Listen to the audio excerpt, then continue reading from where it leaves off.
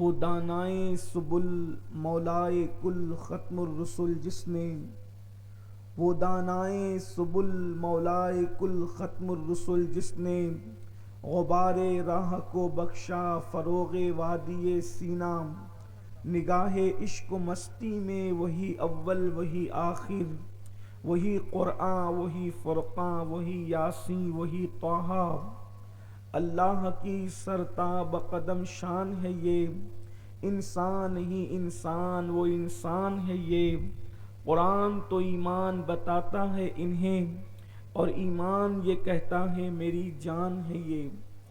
آج کی یہ محفل آپ نے دیکھا کہ شادی خانہ آبادی کے موقع پر منعقد ہوئی، اور ابھی آپ نے پیر طریقت حضرت سید سجاد باپو نے 2 دولہوں کا نکاح پڑھایا، اور آپ نے سب نے اس دعا میں شرکت کی، اور بھی سادات کرام علماء کرام کی یہاں حاضری، سید کوثر حسن باپو، سید عابد باپو اور حضرت کے شہزادگان یہاں موجود ہیں۔ اللہ تعالیٰ سب کی حاضری کو قبول فرمائے، اور اللہ پاک یہ جو جوڑے ہیں دولہا دلہن، ان سب کو دونوں جہان کی خوشیاں، نعمتیں اور برکتیں عطا فرمائے۔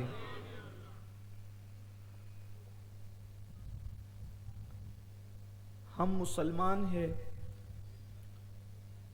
اور اللہ تبارک و تعالیٰ کا ہم پر بڑا احسان یہ ہے کہ اس نے ہمیں اسلام کی اور ایمان کی دولت عطا فرمائی۔ اس سے بڑی کوئی ڈگری دنیا میں نہیں ہے، اور نہ اس سے بڑی ڈگری کوئی دنیا میں ہو سکتی ہے۔ ایمان والے کا مطلب یہ ہے کہ آپ کا رشتہ اللہ سے بھی جڑا ہوا ہے اور رسول اللہ سے بھی جڑا ہوا ہے۔ جس کے دل کا تعلق اللہ اور اس کے رسول سے جڑا ہوا ہو، اس سے بڑا کوئی ڈگری والا ہو ہی نہیں سکتا۔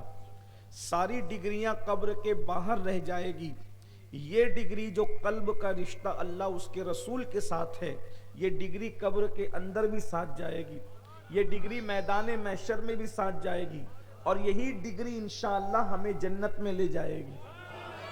یہ بہت بڑی سعادت کی بات ہے، اور اللہ تبارک و تعالیٰ نے ایمان عطا کر کے ہم پہ احسان کیا۔ اللہ نہ کرے کہ اگر وہ ایمان نہ دیتا اور وہ کسی اور جگہ پر پیدا کرتا تو ہم اس کا کر کیا لیتے، ہم اس پہ کون سا اعتراض کر لیتے معاذ اللہ، اور کس کو حق تھا، اس لیے کہ وہ اللہ ہے، قادر مطلق ہے، اس کے ہر کام میں حکمت ہے۔ لیکن کتنا کرم کیا، بن مانگے اتنی بڑی نعمت عطا کی، بن مانگے اتنی بڑی ڈگری عطا کی، بن مانگے اتنا بڑا مقام عطا کیا۔ آپ اندازہ کریں یہ ایمان کی ڈگری کیا ہے۔ جب ایمان والوں کی فہرست بنتی ہے تو ایمان والوں کی فہرست میں جہاں سب سے پہلا نام صدیق اکبر کا ہے، جہاں سب سے پہلا نام عمر ابن خطاب کا ہے، جہاں سب سے پہلا نام عثمان غنی کا ہے، جہاں سب سے پہلا نام مولا علی کا ہے، جہاں سب سے پہلا نام اصحاب رسول کا ہے، نیچے کہیں نہ کہیں تو آپ کا اور ہمارا نام بھی درج ہوگا کہ وہ ایمان والے تھے، ان کے صدقے میں ہم بھی ایمان والے ہیں، یعنی اسی فیملی کے رکن ہیں، اسی اللہ اکبر سرکل کا ایک حصہ ہے، اور اللہ اکبر اسی گروہ، اسی جماعت اور اسی مذہب کے ماننے والے ہیں۔ یہ کتنا بڑا احسان ہے، یہ کتنا بڑا اعزاز ہے، اللہ اکبر۔ اور پھر بات جناب رسالت مآب صلی اللہ علیہ وآلہ وسلم کی جب آتی ہے تو وہ اللہ کے رسول ہیں، مصطفیٰ جان رحمت اللہ کے رسول ہیں، اللہ کے محبوب ہیں۔ اللہ نے فرمایا محبوب اگر تم کو پیدا کرنا نہ ہوتا تو ہم کائنات پیدا نہ کرتے، جس کی خاطر کائنات پیدا کی، جس کی خاطر زمین آسمان پیدا کیے، جس کی خاطر چاند سورج پیدا کیے، سب کچھ انہی کی خاطر پیدا کیا، اللہ اکبر۔ اور وہ رسول کس میں بھیجا، وہ حبیب کس میں بھیجا، وہ حبیب بھیجا ایمان والوں میں، اور ارشاد فرما دیا لقد من اللہ علی المؤمنین اذ بعث فیہم رسولا، اے مومنو اللہ نے تم پر احسان کیا کہ تم ہی میں ایک رسول جلوگر فرمایا، محبوب کو تم میں بھیجا۔ ذرا تصور کرو کہ اپنا محبوب بھی کوئی کسی کو کو دیتا ہے؟ اپنا محبوب بھی کوئی کسی میں بھیجتا ہے؟ محبوب تو اپنے پاس رکھا جاتا ہے، محبوب تو اپنے قریب رکھا جاتا ہے، لیکن اللہ رب العزت نے محبوب کو ہمارے درمیان بھیج دیا۔ کیوں بھیجا؟ اللہ اکبر۔ اور اس کے محبوب کیا ہیں، ان کی حقیقت کیا ہے، ان کی شان کیا ہے، ان کی عظمت کیا ہے، یہ تو اللہ ہی جانتا ہے، لیکن بشر کا لباس پہنا کر اللہ نے ان کو ہمارے درمیان بھیجا۔ کیوں بھیجا؟ آخر محبوب کیوں تشریف لائے؟ اتنی بڑی ہستی کو لباس بشر پہنا کر، حقیقتیں تو اللہ ہی جانتا ہے کہ ان کی حقیقت کیا ہے، کیونکہ انہوں نے خود فرمایا یا ابا بکر لم یعرفنی حقیقتا غیر ربی، اے ابو بکر میری حقیقت کو میرے رب کے سوا کوئی نہیں جانتا۔ اللہ رب العزت نے مگر اس حقیقت مصطفیٰ صلی اللہ علیہ وآلہ وسلم کو لباس بشر پہنا کر ہمارے درمیان بھیجا۔ حضور ہمارے درمیان کیوں آئے؟ اندازہ فرمائیں حضور کا ہمارے پاس آنے کا کیا مطلب ہے؟ یعنی بادشاہ اللہ اکبر اگر چونٹیوں کے درمیان ان کا حال دریافت کرنے کے لیے آئے تو اس میں چونٹیوں کی کوئی اوقات نہیں ہے، بلکہ یہ بادشاہ کا کرم ہے کہ وہ چونٹیوں کے درمیان تشریف لائے۔ ایک بادشاہ کے سامنے چونٹیوں کی جو حیثیت رہتی ہے اتنی حیثیت بھی تو حضور علیہ السلام کے سامنے ہماری نہیں ہے۔ ہماری اوقات کیا ہے؟ وہ جو نالین پہنتے تھے ان کے نالین میں جو ذرے لگتے تھے وہ ذرے ان کی نالین سے لگ کے جھڑ جائیں تو ہم اس کے بھی برابر نہیں ہو سکتے، ہماری حیثیت اس کے برابر بھی ہونے کی نہیں ہے، مگر وہ ہمارے درمیان آئے۔ آنے کا مقصد کیا تھا؟ آنے کا مقصد یہی تھا، بہت سارے مقاصد میں سے سب سے بڑا مقصد یہ تھا تاکہ اے انسانوں میں لباس بشر پہن کر آیا ہوں، اور لباس بشر پہن کر آیا تو میں بازار جاؤں گا تو تمہیں بازار میں جانے کا سلیقہ سکھاؤں گا، میں تمہارے درمیان بیٹھوں گا تو تمہیں بیٹھ کر کے بیٹھنے کا سلیقہ سکھاؤں گا، میں تمہارے درمیان سوؤں گا تو تمہیں سونے کا سلیقہ سکھاؤں گا، تمہارے درمیان شادی بیاہ کی جائے گی تو آقا ہمیں شادی بیاہ کا طریقہ سکھائیں گے۔ یعنی اللہ کے رسول صلی اللہ علیہ وآلہ وسلم ہمیں انداز زندگی سکھانے آئے تھے، اسی لیے انہوں نے پانی بھی پیا، ورنہ اگر آپ دیکھیں حقیقت یہ ہے اگر حضور علیہ السلام ساری زندگی بھی پانی نہ پیتے تو حضور علیہ السلام کو کوئی فرق نہیں پڑتا، اگر ساری زندگی بھی کھانا نہیں کھاتے تو حضور علیہ السلام کو کوئی فرق نہیں پڑتا، حضور علیہ السلام ساری زندگی بھی نہ سوتے تو حضور علیہ السلام کو کوئی فرق نہیں پڑتا۔ لوگ سوچتے ہیں یہ لوگ تو ایسی باتیں کرتے ہیں، چلیں ایسی باتیں نہیں کرتے۔ آپ سے پوچھتا ہوں سرکار صابر پاک نے 12 سال تک کے کچھ نہیں کھایا، آپ مجھے بتائیں فرق کیا پڑا؟ ارے جب ان کے بیٹوں کے بیٹوں کے بیٹوں کا بیٹا ایسا ہے کہ وہ 12 سال تک کے بغیر کھائے زندہ رہ سکتے ہیں تو مصطفیٰ جان رحمت کی شان کا عالم کیا ہو، حضور علیہ السلام کے مقام کا عالم کیا ہوگا؟ اسی طرح بہت ساری داستان ہے، کوئی مانے نہ مانے ہم کسی کو منوانے نہیں آئے ہیں، لیکن ہمارے مسلک میں ایسی ہستیاں ہیں جنہوں نے برسوں کچھ نہیں کھایا اور اللہ نے انہیں زندگی دی ہے۔ جب ان کی روحانیت کا یہ عالم ہے تو ان کو روحانیت کا فیض عطا کرنے والے مصطفیٰ جان رحمت کا عالم کیا ہوگا، ان کی عظمت کا عالم کیا ہوگا؟ اگر اللہ کے رسول علیہ السلام نے کھایا بھی، پیا بھی، سوئے بھی، کپڑے بھی پہنے، سب کچھ کیا، وجہ صرف ہمیں طریقہ دینے کے لیے۔ تو جب حضور علیہ السلام ہمیں طریقہ دینے کے لیے آئے تو پھر ہم لوگ کلمہ رسول کا پڑھتے ہیں، سب پڑھتے ہیں، سب کا کلمہ ایک ہے۔ جب کلمہ اللہ کے رسول کا پڑھتے ہو تو پھر طریقہ دوسروں سے کیوں لیتے؟ آپ مجھے بتائیں، کلمہ پڑھا اللہ کے رسول کا، محمد الرسول اللہ صلی اللہ علیہ وآلہ وسلم، یہ سب کا کلمہ ہے، تو پھر بیٹھنے کا انداز، کھڑے ہونے کا انداز، اٹھنے کا انداز، دیکھنے کا انداز، سونے کا انداز، شادی بیاہ کا انداز، موت میت میں، یہ سب کس سے سیکھنا؟ جس کو ہم نے نبی مانا، اس لیے کہ حضور سے بڑا کوئی نہیں ہے، اللہ کی مخلوق میں حضور سے بڑا کوئی نہیں ہے، بعد از خدا بزرگ توئی قصہ مختصر، اللہ کے بعد سب سے بڑا مرتبہ کسی کا ہے تو وہ مصطفیٰ جان رحمت صلی اللہ علیہ وآلہ وسلم کا ہے۔ میرے امام کہتے ہیں اور بڑے مزے میں کہتے ہیں، سرور کہوں کہ مالک و مولا کہوں تجھے، باغ خلیل کا گل زیبا کہوں تجھے، حرمہ نصیب ہوں تجھے امید گے کہوں، جانے مراد کانے تمنا کہوں تجھے۔ حضور کو صرف مراد نہیں کہا بلکہ جانے مراد، ساری مرادوں کی جان کہا ہے، وہ جانے مراد ہے، جانے مراد کانے تمنا کہوں تجھے، اور اللہ رے تیرے جسم منور کی تابشیں، اے جانے جا میں جانے تجلا کہوں تجھے، تیرے تو وصف عیب تناہی سے ہے بری، حیران ہوں میرے شاہ میں کیا کیا کہوں تجھے، اور کہہ لے گی سب کچھ ان کے ثنا خاکی خاموشی، چپ ہو رہا یہ کہہ کے میں کیا کیا کہوں تجھے، لیکن رضا نے ختم سخن اس میں کر دیا، خالق کا بندہ خلق کا آقا کہوں تجھے۔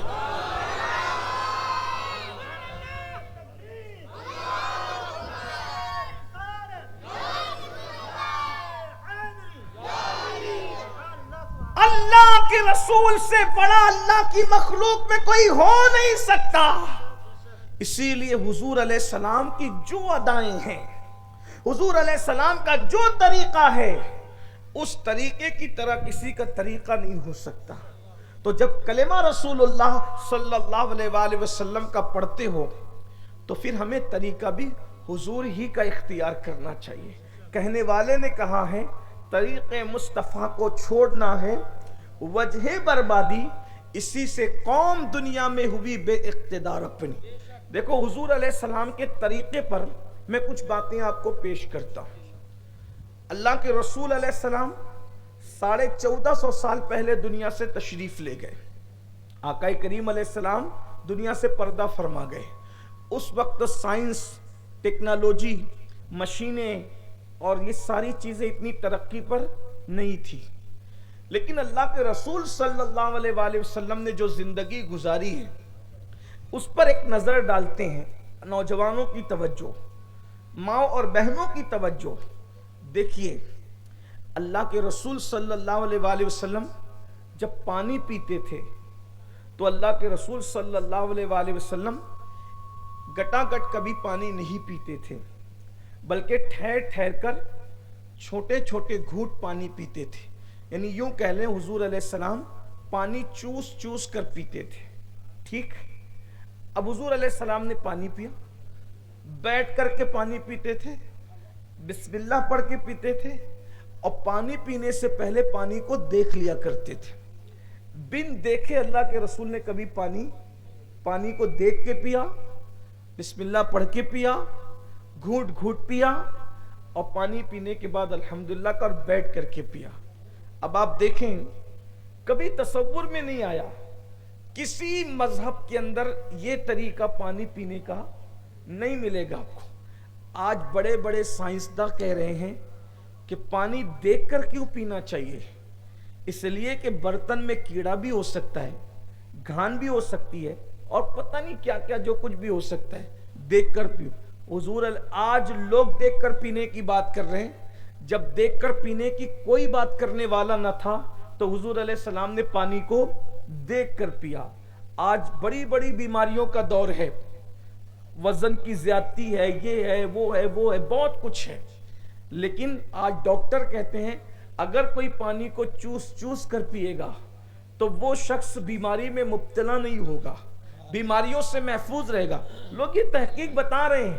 حالانکہ ایک بات میں کہوں، ہم حضور علیہ السلام کو اس لیے فالو نہیں کرتے معاذ اللہ کہ اس سے یہ سائنسی فائدہ ہے، یہ سائنسی فائدہ ہے۔ ہم کہتے ہیں سائنس کے نظریات بدل سکتے ہیں، ہم سائنس کے مخالف بھی نہیں ہیں، سائنس کے نظریات بدل سکتے ہیں۔ سائنس کو کچھ بات کہنی ہے، کبھی کچھ انہوں نے تحقیق پیش کی ہے، ان کی باتیں بدلتی رہتی ہے، مگر ہمارے آقا نے جو کیا ہے اس میں سوائے فائدے کے کچھ ہو ہی نہیں سکتا۔ لوگوں کو سمجھ میں آئے تب بھی، نہ سمجھ میں آئے تب بھی، اللہ اکبر۔ اسی طرح سے دیکھو اللہ کے رسول صلی اللہ علیہ وآلہ وسلم نے پوری زندگی کبھی پیٹ بھر کر کے کھانا نہیں کھایا، کبھی پیٹ بھر کر کے حضور نے کھانا نہیں کھایا۔ کیوں نہیں کھایا؟ ہمیں بتایا طریقہ ہمارے مذہب نے کہ پیٹ کے 3 حصے کیے جائیں، ایک حصے میں بس کھانا ہو، ایک حصے میں پانی ہو اور ایک حصہ خالی رہے. یہ ہمیں طریقہ بتایا. آپ سب سے زیادہ ڈاکٹرز اگر آپ کو ملیں گے مسلمانوں کے محلے میں ملیں گے. سب سے زیادہ بیماریاں ملے گی مسلمانوں کے محلے میں ملے گی. وجہ کیوں؟ اس لیے کہ ہم نے اللہ کے رسول کو فالو نہیں کیا. حضور علیہ السلام کو ہم نے اپنے لیے آئیڈیل نہیں بنایا. دیکھو حضور نے آج سے 1450 سال پہلے یہ کیا، اور کرنے کے بعد آج ڈاکٹرز کیا کہہ رہے ہیں کہ اگر کوئی اللہ کے رسول صلی اللہ علیہ وآلہ وسلم کے اس طریقے پر عمل کرے گا تو وہ بیماریوں سے محفوظ رہے گا. کیوں؟ اس لیے کہ جو پیٹ بھر کھانا نہیں کھاتا اللہ رب العزت اس کو بیماریوں سے محفوظ رکھتا ہے. لوگ کہتے ہیں اس سے بیماری ہوئی، اس سے بیماری ہوئی، اس سے بیماری ہوئی.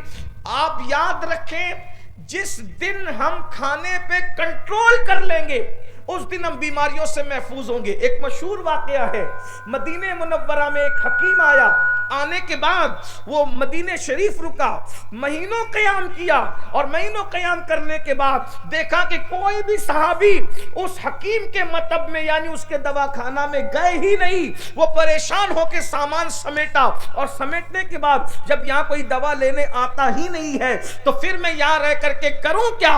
تو پوچھا صحابہ سے کہ تم بیمار کیوں نہیں پڑتے؟ تو صحابہ کرام نے فرمایا ہمارے نبی نے بتایا ہے ہم اس وقت تک دسترخوان پر نہیں بیٹھتے جب تک کہ بھوک نہ لگ جائے، اور ابھی بھوک باقی رہتی ہے اور ہم دسترخوان سے اٹھ جایا کرتے ہیں. یعنی دسترخوان پہ بھوکے بیٹھتے ہیں اور دسترخوان سے بھوکے اٹھتے ہیں، اس وجہ سے ہم بیماریوں سے محفوظ رہتے ہیں. یہ کسی کو پتا تھا 1450 سال پہلے کہ اس کے اندر یہ حکمت ہے وہ؟ لیکن حضور علیہ الصلوۃ والتسلیم جب تک مسلمان حضور کی سنتوں پر عمل کرتا رہا کبھی وہ نقصان میں نہیں پڑا. آج ہم کیوں بیمار ہو رہے ہیں پتہ ہے؟ اس لیے کہ ہم 3 بار کھاتے ہیں، اور جب تک اللہ اکبر حلق تک کے نوبت نہ جائے اس وقت تک ہم کھانا نہیں چھوڑتے. ہنسنے کی بات نہیں. پھر اس کے اوپر ہم سافٹ ڈرنک بھی پیتے ہیں. پھر اس کے بعد دوپہر میں کھایا، پھر شام کو 4 بجے پھر کھائیں گے، پھر اس کے بعد 6 بجے پھر بریک فاسٹ کے نام پر کھائیں گے، اس کے بعد پھر جو وہ عشاء کے بعد کھائیں گے، رات میں پھر جگتے ہیں تو 12 بجے کے بعد پھر کھائیں گے. یعنی لوگ کھاتے کھاتے مریض ہو رہے ہیں. میرے آقا صلی اللہ علیہ وسلم کے پیارے دیوانوں، اور آپ دیکھیں یورپ کی دنیا، باہر کی دنیا، یہ ساری چیزوں کو کھانے کو چھوڑ کر اب وہ قناعت کی طرف آ رہی ہے. کروڑ پتی ہے، اربوں پتی ہے، کھربوں پتی ہے، وہ حتی الامکان کھانے کو نظر انداز کر رہے ہیں. لوگ سمجھتے زیادہ کھائیں گے تو زیادہ جئیں گے. یاد رکھنا کم کھائیں گے تو زیادہ جئیں گے. اللہ اکبر. کم کھائیں گے تو تندرست رہیں گے. یہ میں نے چند مثالیں آپ کے سامنے پیش کی. اس طرح کی ہزاروں مثالیں ہیں. غسل کرنا، اسی طرح ناخن کاٹنا، اسی طریقے سے بال کٹوانا، اسی طرح سے مونچھوں کو کم کروانا، اسی طرح سے داڑھی بڑھانا. آپ جانتے ہیں جن لوگوں کی داڑھی ایک مشت رہتی ہے، یعنی کہ وہ سینے تک رہتی ہے، گلے تک رہتی ہے، ڈاکٹروں نے کہا جن کی داڑھی ایک مشت رہے گی انشاءاللہ اس کو کبھی حلق کا کینسر نہیں ہوگا.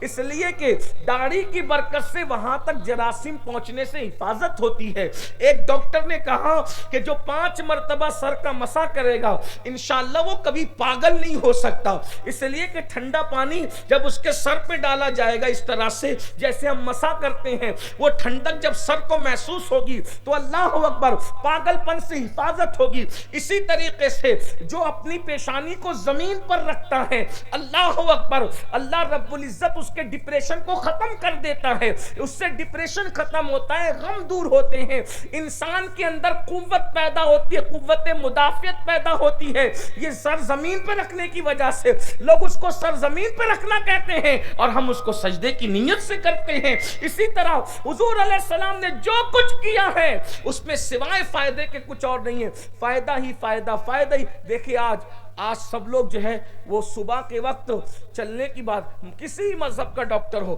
شوگر ہو گئی، بلڈ پریشر ہو گیا، یہ ہو گیا، وہ ہو گیا، تو کیا کہتا ہے؟ صبح پیدل چلو، صبح پیدل چلو، صبح پیدل چلو. آپ سے پوچھتا ہوں سب صبح پیدل چلنے کی بات آج کر رہے ہیں، 10-20 سال کے اندر کر رہے ہیں. اللہ کے رسول نے 1450 سال پہلے فرمایا کہ اللہ اس شخص کو عرش کے سائے میں جگہ عطا فرمائے گا جو فجر کی نماز میں پیدل مسجد کو جاتا ہے. 4 نماز کے لیے پیدل جانے کی بات نہیں کی، ظہر میں، عصر میں، مغرب میں، عشاء میں پیدل جانے کی بات نہیں کی، خاص فجر کو پیدل جانے کی بات کی۔ کیوں؟ لوگ آج پیدل چلنے کی بات کر رہے ہیں، میرے محبوب مصطفیٰ جان رحمت نے 1450 سال پہلے ہمیں پیدل چلوایا، لیکن معذرت کے ساتھ ڈاکٹر کے کہنے پر تو عمل کر رہے ہو، محبوب خدا کے کہنے پر اگر عمل کر لیا ہوتا تو ڈاکٹروں کی محتاجی ہی نہ ہوتی۔ مجھے بتائیں، اندازہ فرمائیں۔ آپ کو بتاؤں ایک بات اور، آج کل لوگ کہتے ہیں جب وہ سبزیاں زیادہ کھاؤ، سبزیاں زیادہ کھاؤ۔ اللہ کے رسول نے 1450 سال پہلے فرمایا، جس دسترخوان پر ہری سبزی رکھ دی جاتی ہے اس دسترخوان سے شیطان کو بھگا دیا جاتا ہے۔ ہری سبزی کا دسترخوان پہ رکھ دیا جانا شیطان کو بھگانے کے مترادف ہے۔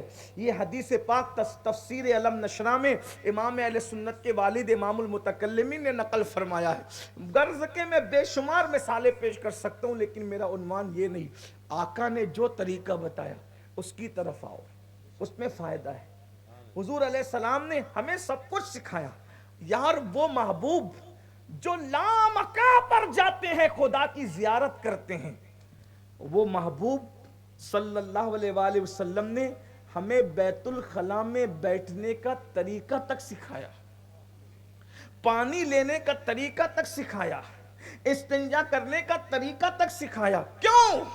تاکہ تم کسی کی طرف نہ دیکھو، کسی اور کی طرف نہ دیکھو، کسی کی محتاجی میں نہ رہو۔ اور جب تک مسلمان کھانے میں، پینے میں، اٹھنے میں، بیٹھنے میں، سونے میں، جاگنے میں حضور کی سنتوں پہ عمل کرتا رہا۔ آج ہم سوتے ہیں تو کیسے سوتے ہیں؟ لمبے دھڑنگے چت لیٹ کر کے سوتے ہیں۔ اللہ کے رسول علیہ السلام ایسے کبھی نہیں سوئے۔ حضور علیہ السلام سوتے تھے تو آپ اپنے پیروں کو سمیٹتے تھے، ہاتھ کو سر کے نیچے سیدھے ہاتھ کو رکھتے تھے اور اس طرح کونی کو پھیلا کر اور پیروں کو سمیٹ کر، یعنی کہ وہ شکل بھی نام محمد کی بنتی تھی۔ اعلیٰ حضرت علیہ رحمٰن نے یہاں پر ایک روایت نقل کی ہے کہ جو اس طرح سوئے گا تو جب تک اس طرح سے لیٹا رہے گا 70,000 فرشتے وہاں آ کر کے درود پڑھیں گے، اور وہ درود پڑھنے کا ثواب اس کو ملے گا جو اس طریقے سے سویا ہوا ہے۔ کتنے فرشتے آئیں گے سوچو تو صحیح، ثواب کے ثواب مل، اور اس کے بعد اس طرح سے سوئیں گے۔ آج ڈاکٹر لوگ کہہ رہے ہیں کیونکہ آپ دائیں کروٹ پر سوئے ہیں تو آپ کو نیند کی حالت میں کبھی اٹیک نہیں آ سکتا جو اس طرح سے سوئے۔ غور فرمائیں، حضور علیہ السلام نے بتایا، لیکن ہم نے اس پہ غور نہیں کیا۔ ہم لوگ دوسروں کو دیکھ رہے ہیں، وجہ ہمیں اہمیت نہیں پتا، جبکہ حضور علیہ السلام کی آمد کا مقصد سکھانا تھا، کھاؤ کیا، پیو کیا، اور جو چیزیں حضور نے کھائی اس میں اللہ نے فائدہ، جیسے کہ حضور نے کھجوریں زیادہ کھائی۔ ڈاکٹر لوگ کہہ رہے ہیں کہ کھجور وہ ہیں جس میں ہر قسم کی وٹامن موجود ہے۔ آج یہ وٹامن کی گولی، اس وٹامن، یہ سب لوگ کر رہے ہیں، کھجور کھا لو، آل وٹامن، ساری وٹامنز اس کے اندر موجود ہے۔ حضور نے کھائی، بتاؤ اس وقت وٹامن کا پتہ تھا؟ لیکن آمنہ کے لال غیب دا نبی صلی اللہ علیہ وآلہ وسلم کھجور استعمال کر کے، یعنی حضور نے جس چیز سے بچے۔ اور حضور علیہ السلام نے میدہ کبھی نہیں کھایا۔ میدہ جانتے؟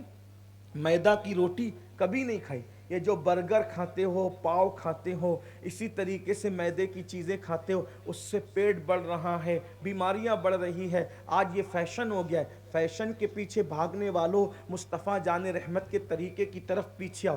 لوگوں کو ترقی چاہیے تو آگے بھاگیں، ہمیں ترقی چاہیے تو پیچھے آئیں، اس لیے کہ ہماری ترقی قدم ناز مصطفیٰ صلی اللہ علیہ وسلم میں ہے۔ ہماری ترقی حضور علیہ السلام کے قدموں میں ہے۔ کل بھی حضور کے قدموں میں تھی، آج بھی حضور کے قدموں میں ہے۔ تو میرے بھائیوں، حضور علیہ السلام نے جن چیزوں کے کھانے سے سستی آتی ہے ان چیزوں کو حضور نے کبھی نہیں کھایا۔ کچی پیاز حضور علیہ السلام نے کبھی نہیں کھائی، کچا لہسن حضور علیہ السلام نے کبھی نہیں کھایا۔ آج جو لوگ کچی پیاز کھاتے ہیں، ابھی جائز ناجائز کی بات نہیں کر رہا ہوں، جو لوگ کچی پیاز کھاتے ہیں ان کے منہ سے کتنی خطرناک بدبو آتی ہے۔ دیکھو، جو لوگ کچا لہسن کھاتے ہیں ان کے منہ سے کتنی خطرناک بدبو آتی ہے۔ کچی پیاز، کچا لہسن کھانے سے پسینے میں بھی بدبو آتی ہے۔ حضور علیہ السلام نے کبھی استعمال نہیں فرمایا، حالانکہ منع بھی نہیں فرمایا لیکن استعمال بھی نہیں فرمایا۔ اسی طرح سے آپ دیکھیں، حضور علیہ السلام نے عطر کو استعمال فرمایا۔ امام اعظم ابو حنیفہ فرماتے ہیں ہیں جو کثرت کے ساتھ عطر استعمال کرے گا اس کی عقل بڑھے گی اور قوت حافظہ میں اضافہ ہوگا، اس کو بھولنے کی بیماری کبھی نہیں ہوگی۔ حضور علیہ السلام نے سب طریقہ بتایا، لیکن آج مسلمان طریقے مصطفیٰ صلی اللہ علیہ وآلہ وسلم کو چھوڑ کر دائیں بائیں کی طرف جانے، نفس کے غلام بن رہے ہیں۔ تباہی اسی لیے آ رہی ہے، بربادی اسی لیے آ رہی ہے، دنیا میں مسلمان تباہ برباد اسی لیے ہو رہا ہے۔ آئیے حضور علیہ السلام نے خوشی کے موقع پہ بھی ہمیں بتایا، غم کے موقع پہ بھی ہمیں بتایا رہنا کیسے ہے۔ دیکھو اکثر اللہ اکبر غم کے موقع پر کوئی بال نوچتا ہے، غم کے موقع پر کوئی چیخ چیخ کے روتا ہے، کوئی چلا چلا کے روتا ہے، کوئی کپڑے پھاڑتا ہے، کوئی نوحہ کرتا ہے، مگر اللہ اکبر مصطفیٰ جان رحمت صلی اللہ علیہ وآلہ وسلم نے غم کے موقع پر، یعنی اگر میت ہو جائے، کسی کے گھر میں کسی کا انتقال ہو جائے تو چپ کے جو آنسو بہتے ہیں اس کی اجازت ہے۔ خاموش آنسو اگر آپ کی آنکھ سے نکلتے ہیں تو یہ محبت کی علامت ہے۔ محبت میں خاموش آنسو کسی کی آنکھ سے نکل سکتے ہیں،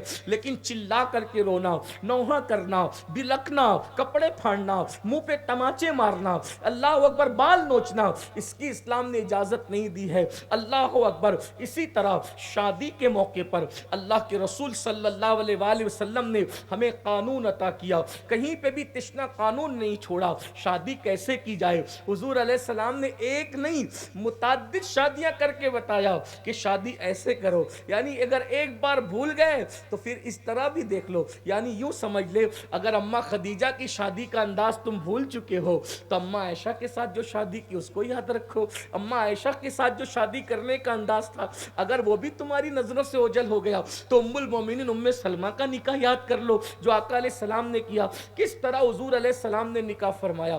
یہ جتنے خرافات ہیں یہ ہمیں نقصان کی طرف لے جا رہے ہیں، اور دنیا یہی چاہتی ہے، دنیا یہ نہیں چاہتی کہ ہمیں قتل کر دے، دنیا یہ نہیں چاہتی ہمیں ختم کر دے، دنیا یہ نہیں چاہتی کہ اللہ اکبر ہمیں مٹا دے، دنیا یہ چاہتی ہے کہ آپ کچھ بھی کرو ہمیں برداشت ہے، بس مصطفیٰ جان رحمت کے طریقے پہ مت جاؤ۔ دنیا یہ چاہتی ہے جس دن مسلمان مصطفیٰ جان رحمت کے طریقے پر آ جائے وہی دن اس کے دن لیے ترقی کا دن ہوگا، وہی دن اس کے لیے عروج کا دن ہوگا۔ حضور کے طریقے سے دور مت بھاگو۔ شادیاں کیسے کی اللہ کے رسول علیہ السلام، کوئی قرض مانگ کر کے شادی نہیں کی گئی، اللہ کے رسول نے قرض لیا، اللہ کے رسول نے قرض لیا، صدقہ دینے کے لیے تو قرض لیا مگر نکاح کرنے کے لیے کبھی قرض نہیں لیا۔ اور کونین کے والی، کونین کے تاجدار مصطفیٰ جان رحمت صلی اللہ علیہ وآلہ وسلم کا نکاح ہوتا ہے اور ولیمے کے لیے انتظام نہیں ہے تو حضور ولیمے میں کیا کھلاتے ہیں صحابہ کو؟ ستو۔ ستو سمجھتے ہیں؟ گجرات والوں کو ستو سمجھ میں آتا ہے؟ نہیں، جو کا آٹا موٹا موٹا پیسا ہوتا ہے اور اس میں کوئی دال ملا کر کے اور کوئی میٹھی چیز ملا کر کے اس کو پیس لیتے ہیں اور اس کو پانی میں ڈالتے ہیں تو بہت دلچسپ لگتا ہے، اچھا لگتا ہے، مزہ آتا ہے پینے میں، اس سے پیاس بھی مٹتی ہے اور بھوک بھی مٹتی ہے۔ ستو ختم ہو گیا، ستو کا تصور نہیں رہا۔ میں یو پی میں گیا تھا تو یو پی والوں نے مجھے بتایا تھا اس کو ستو کہتے ہیں، انہوں نے اپنی زبان میں کہا تھا ستوا اس کو کہتے ہیں، ستو کو وہ ستوا کہتے ہیں، لیکن انہوں نے مجھے پلایا، پیش کیا، مجھے اچھا لگا۔ بڑے غریب گھر میں گیا تھا تو انہوں نے ستو پیش کیا تو مجھے حضور علیہ الصلوۃ والتسلیم کا وہ مبارک ولیمہ یاد آ گیا جس پہ حضور علیہ السلام نے ستو کھلایا تھا صحابہ کرام۔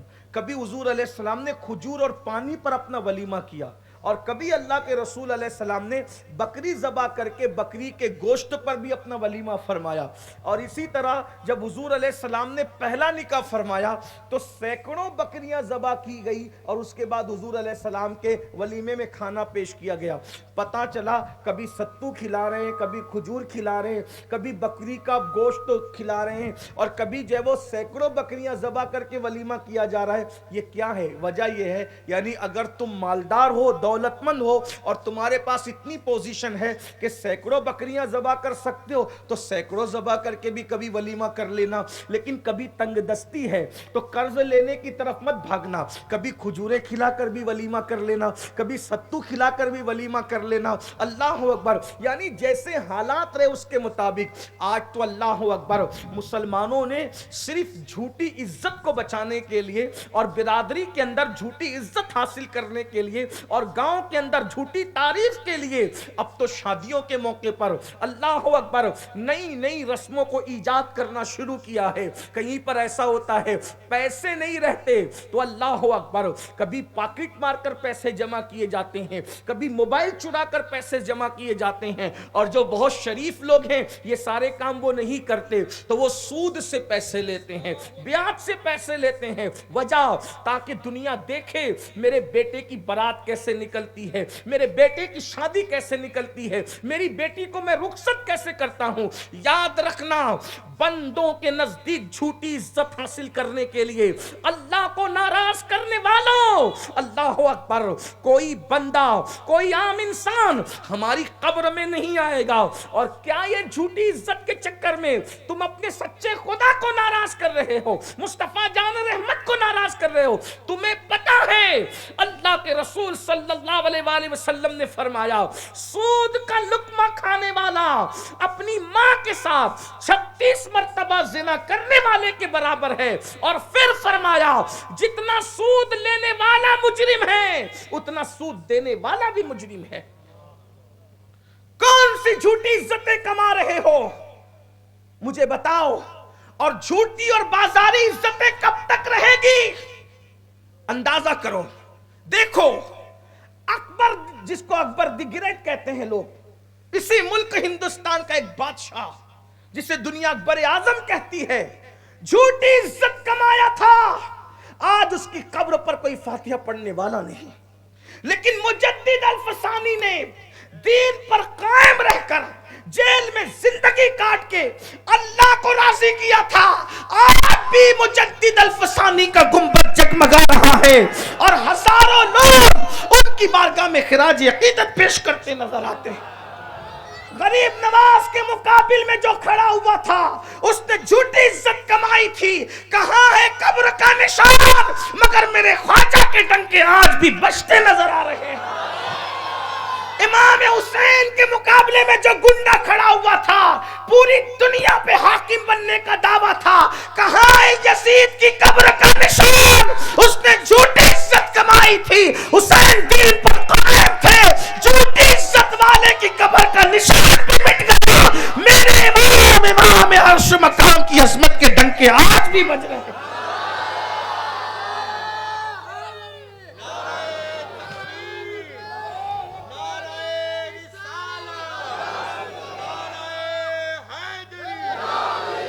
گناہ کر کے خدا کو ناراض کر کے جھوٹی اور بازاری عزت حاصل کرنے والوں قبروں کا نشان بھی مٹ جائے گا.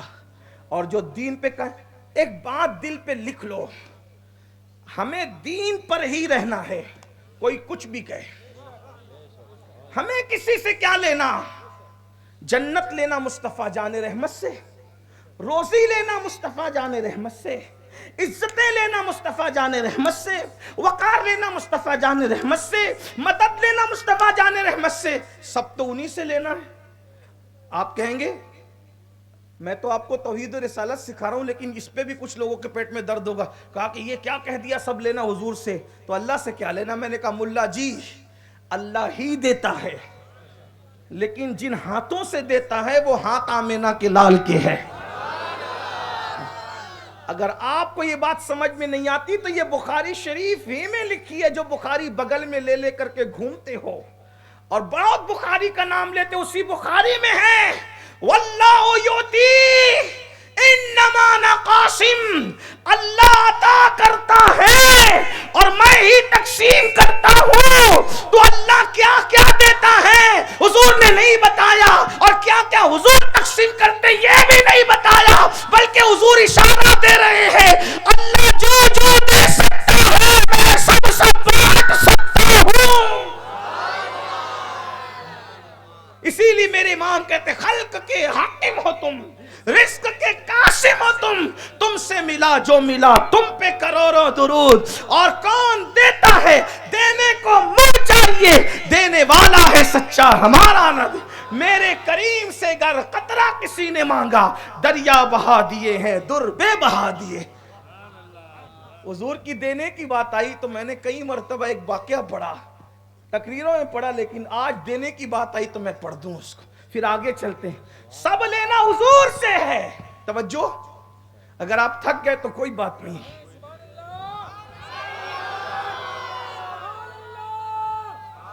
سب لینا حضور سے ہے. اور جس کو آمینہ کا لال دیتا ہے پھر اس کو دینے والا بنا دیتا. منگتے خالی ہاتھ نہ لوٹے، کتنی ملی خیرات نہ پوچھو، ان کا کرم پھر ان کا کرم ہے، ان کے کرم کی بات نہ پوچھ. قربان میں ان کی بخشش پر مقصد بھی زباں پر آیا نہیں، بن مانگے دیا اور اتنا دیا دامن میں ہمارے سمایا ہے. جس کی چوکھٹ سے دونوں جہان پل رہے ہیں، جس کی چوکھٹ سے دونوں جہان کو خیرات مل رہی ہے، وہ آمینہ کے لال مصطفیٰ جان رحمت کی ذات. ایک واقعہ میں نے کثرت سے پڑھا، آج بھی آپ اس کے سامنے اس کو پڑھ دیتا ہوں عنوان کی مناسبت سے، حالانکہ عنوان میرا یہ نہیں، آگے چلتے ہیں. ایک مرتبہ حاتم طائی کی اولاد میں سے ایک شخص اپنے دادا کے قصے سنانے لگے کہ میرے دادا حاتم طائی وہ تھے کہ جو اتنے سخی تھے، اتنے سخی تھے، اتنے سخی تھے کہ انہوں نے مختلف دروازے بنا کے رکھے تھے.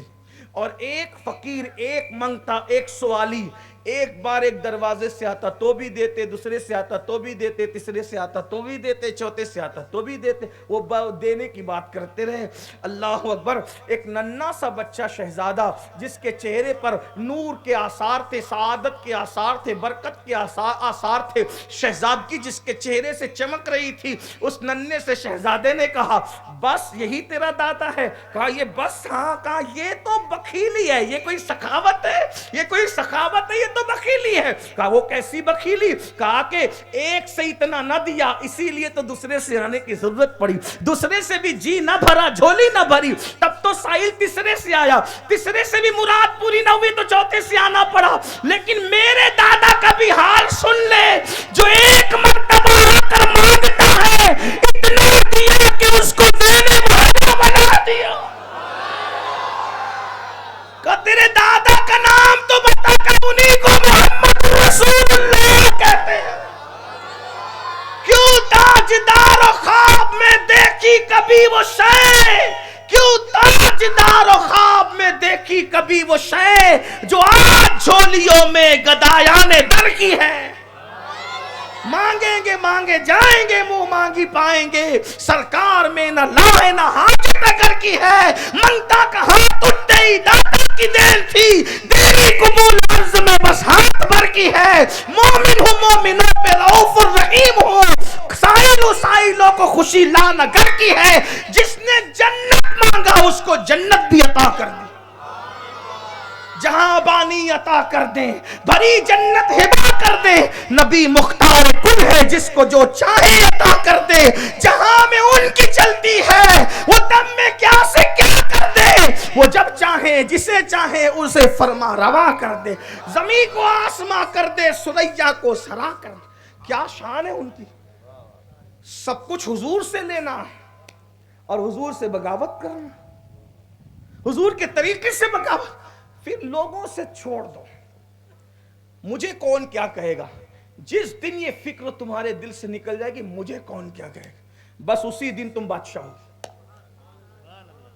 کسی کی فکر، سب کی فکر چھوڑ دو، صرف ایک فکر کرو، اللہ راضی ہو جائے، اس کا رسول راضی ہو جائے. مجھے کوئی کچھ بھی کہے، کچھ بھی کہے، پھر دیکھنا یہ جو سود کے دھندے کر رہے ہو، سود سے پیسے لے رہے ہو، سود سے پیسے دے رہے ہو، بیاج عام کر رہے ہو، جھوٹی ناک اور عزت بچانے کے لیے کیا کرتے.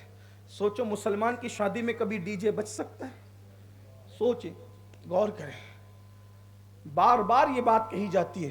علماء کہتے ہیں، سادات کہتے ہیں، پیران نظام کہتے ہیں. لوگ کہتے ہیں ہم بہت چاہتے ہیں سادات کو. کیا چاہتے ہو؟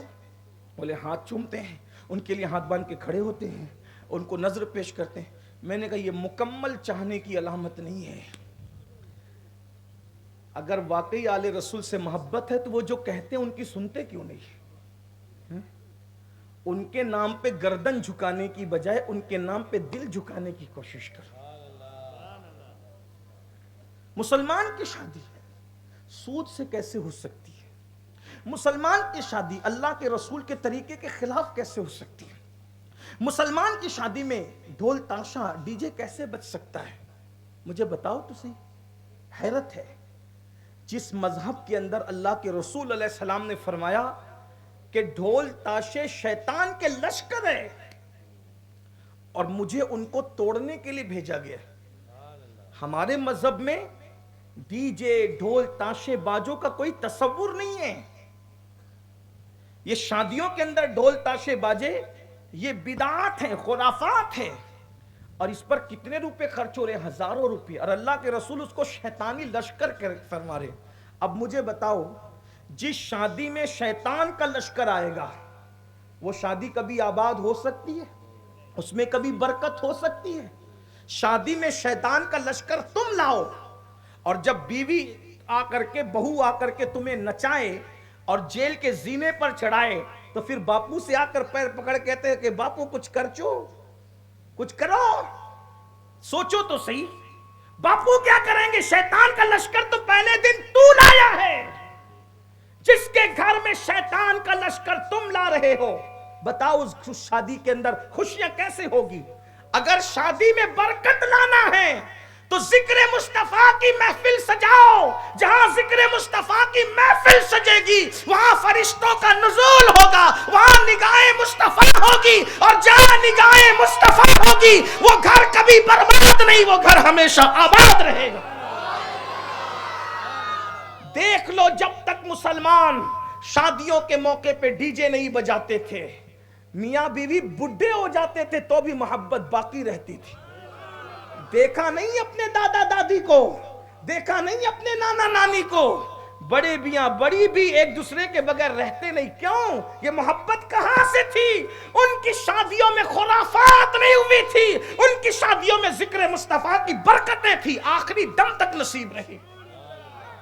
آج تو مہندی بھی نہیں چھٹتی اور طلاق کی باتیں ہونے لگتی، آج تو مہندی بھی نہیں چھٹتی اور ایک دوسرے کے ساتھ لڑائی جھگڑے شروع ہو جاتے، مہندی بھی نہیں چھٹتی، زگزگ شروع ہو جاتی۔ ہنسنے کی بات نہیں، اگر صرف دل بہلانے کے لیے جلسوں میں آتے ہو تو پھر آپ کی مرضی، لیکن اگر اپنی بھلائی چاہتے ہو، اپنی آخرت کا بھلا چاہتے ہو، جانتے ہیں اللہ کے سچے رسول صادق و مصدوق صلی اللہ علیہ وآلہ وسلم نے ارشاد فرمایا کہ کچھ لوگ اپنی قبروں میں جائیں گے تو اللہ ان کو سور کی شکل دے گا، خنزیر کی شکل دے گا، وہ سور اور خنزیر کی شکل کے اندر بدل دیے جائیں گے۔ اللہ اکبر! کون کہہ رہا ہے؟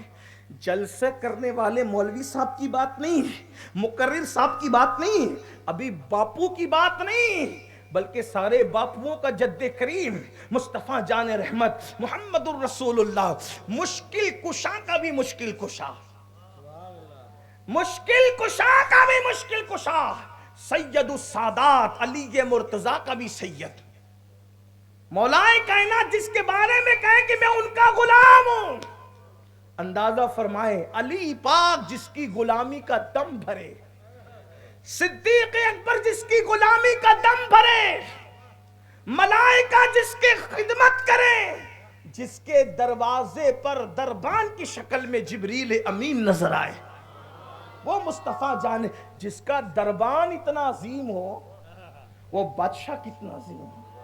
میرے امام کہتے تیرے در کا درباں ہے جبریل اعظم، تیرا مدح خواہر رسول و ولی ہے۔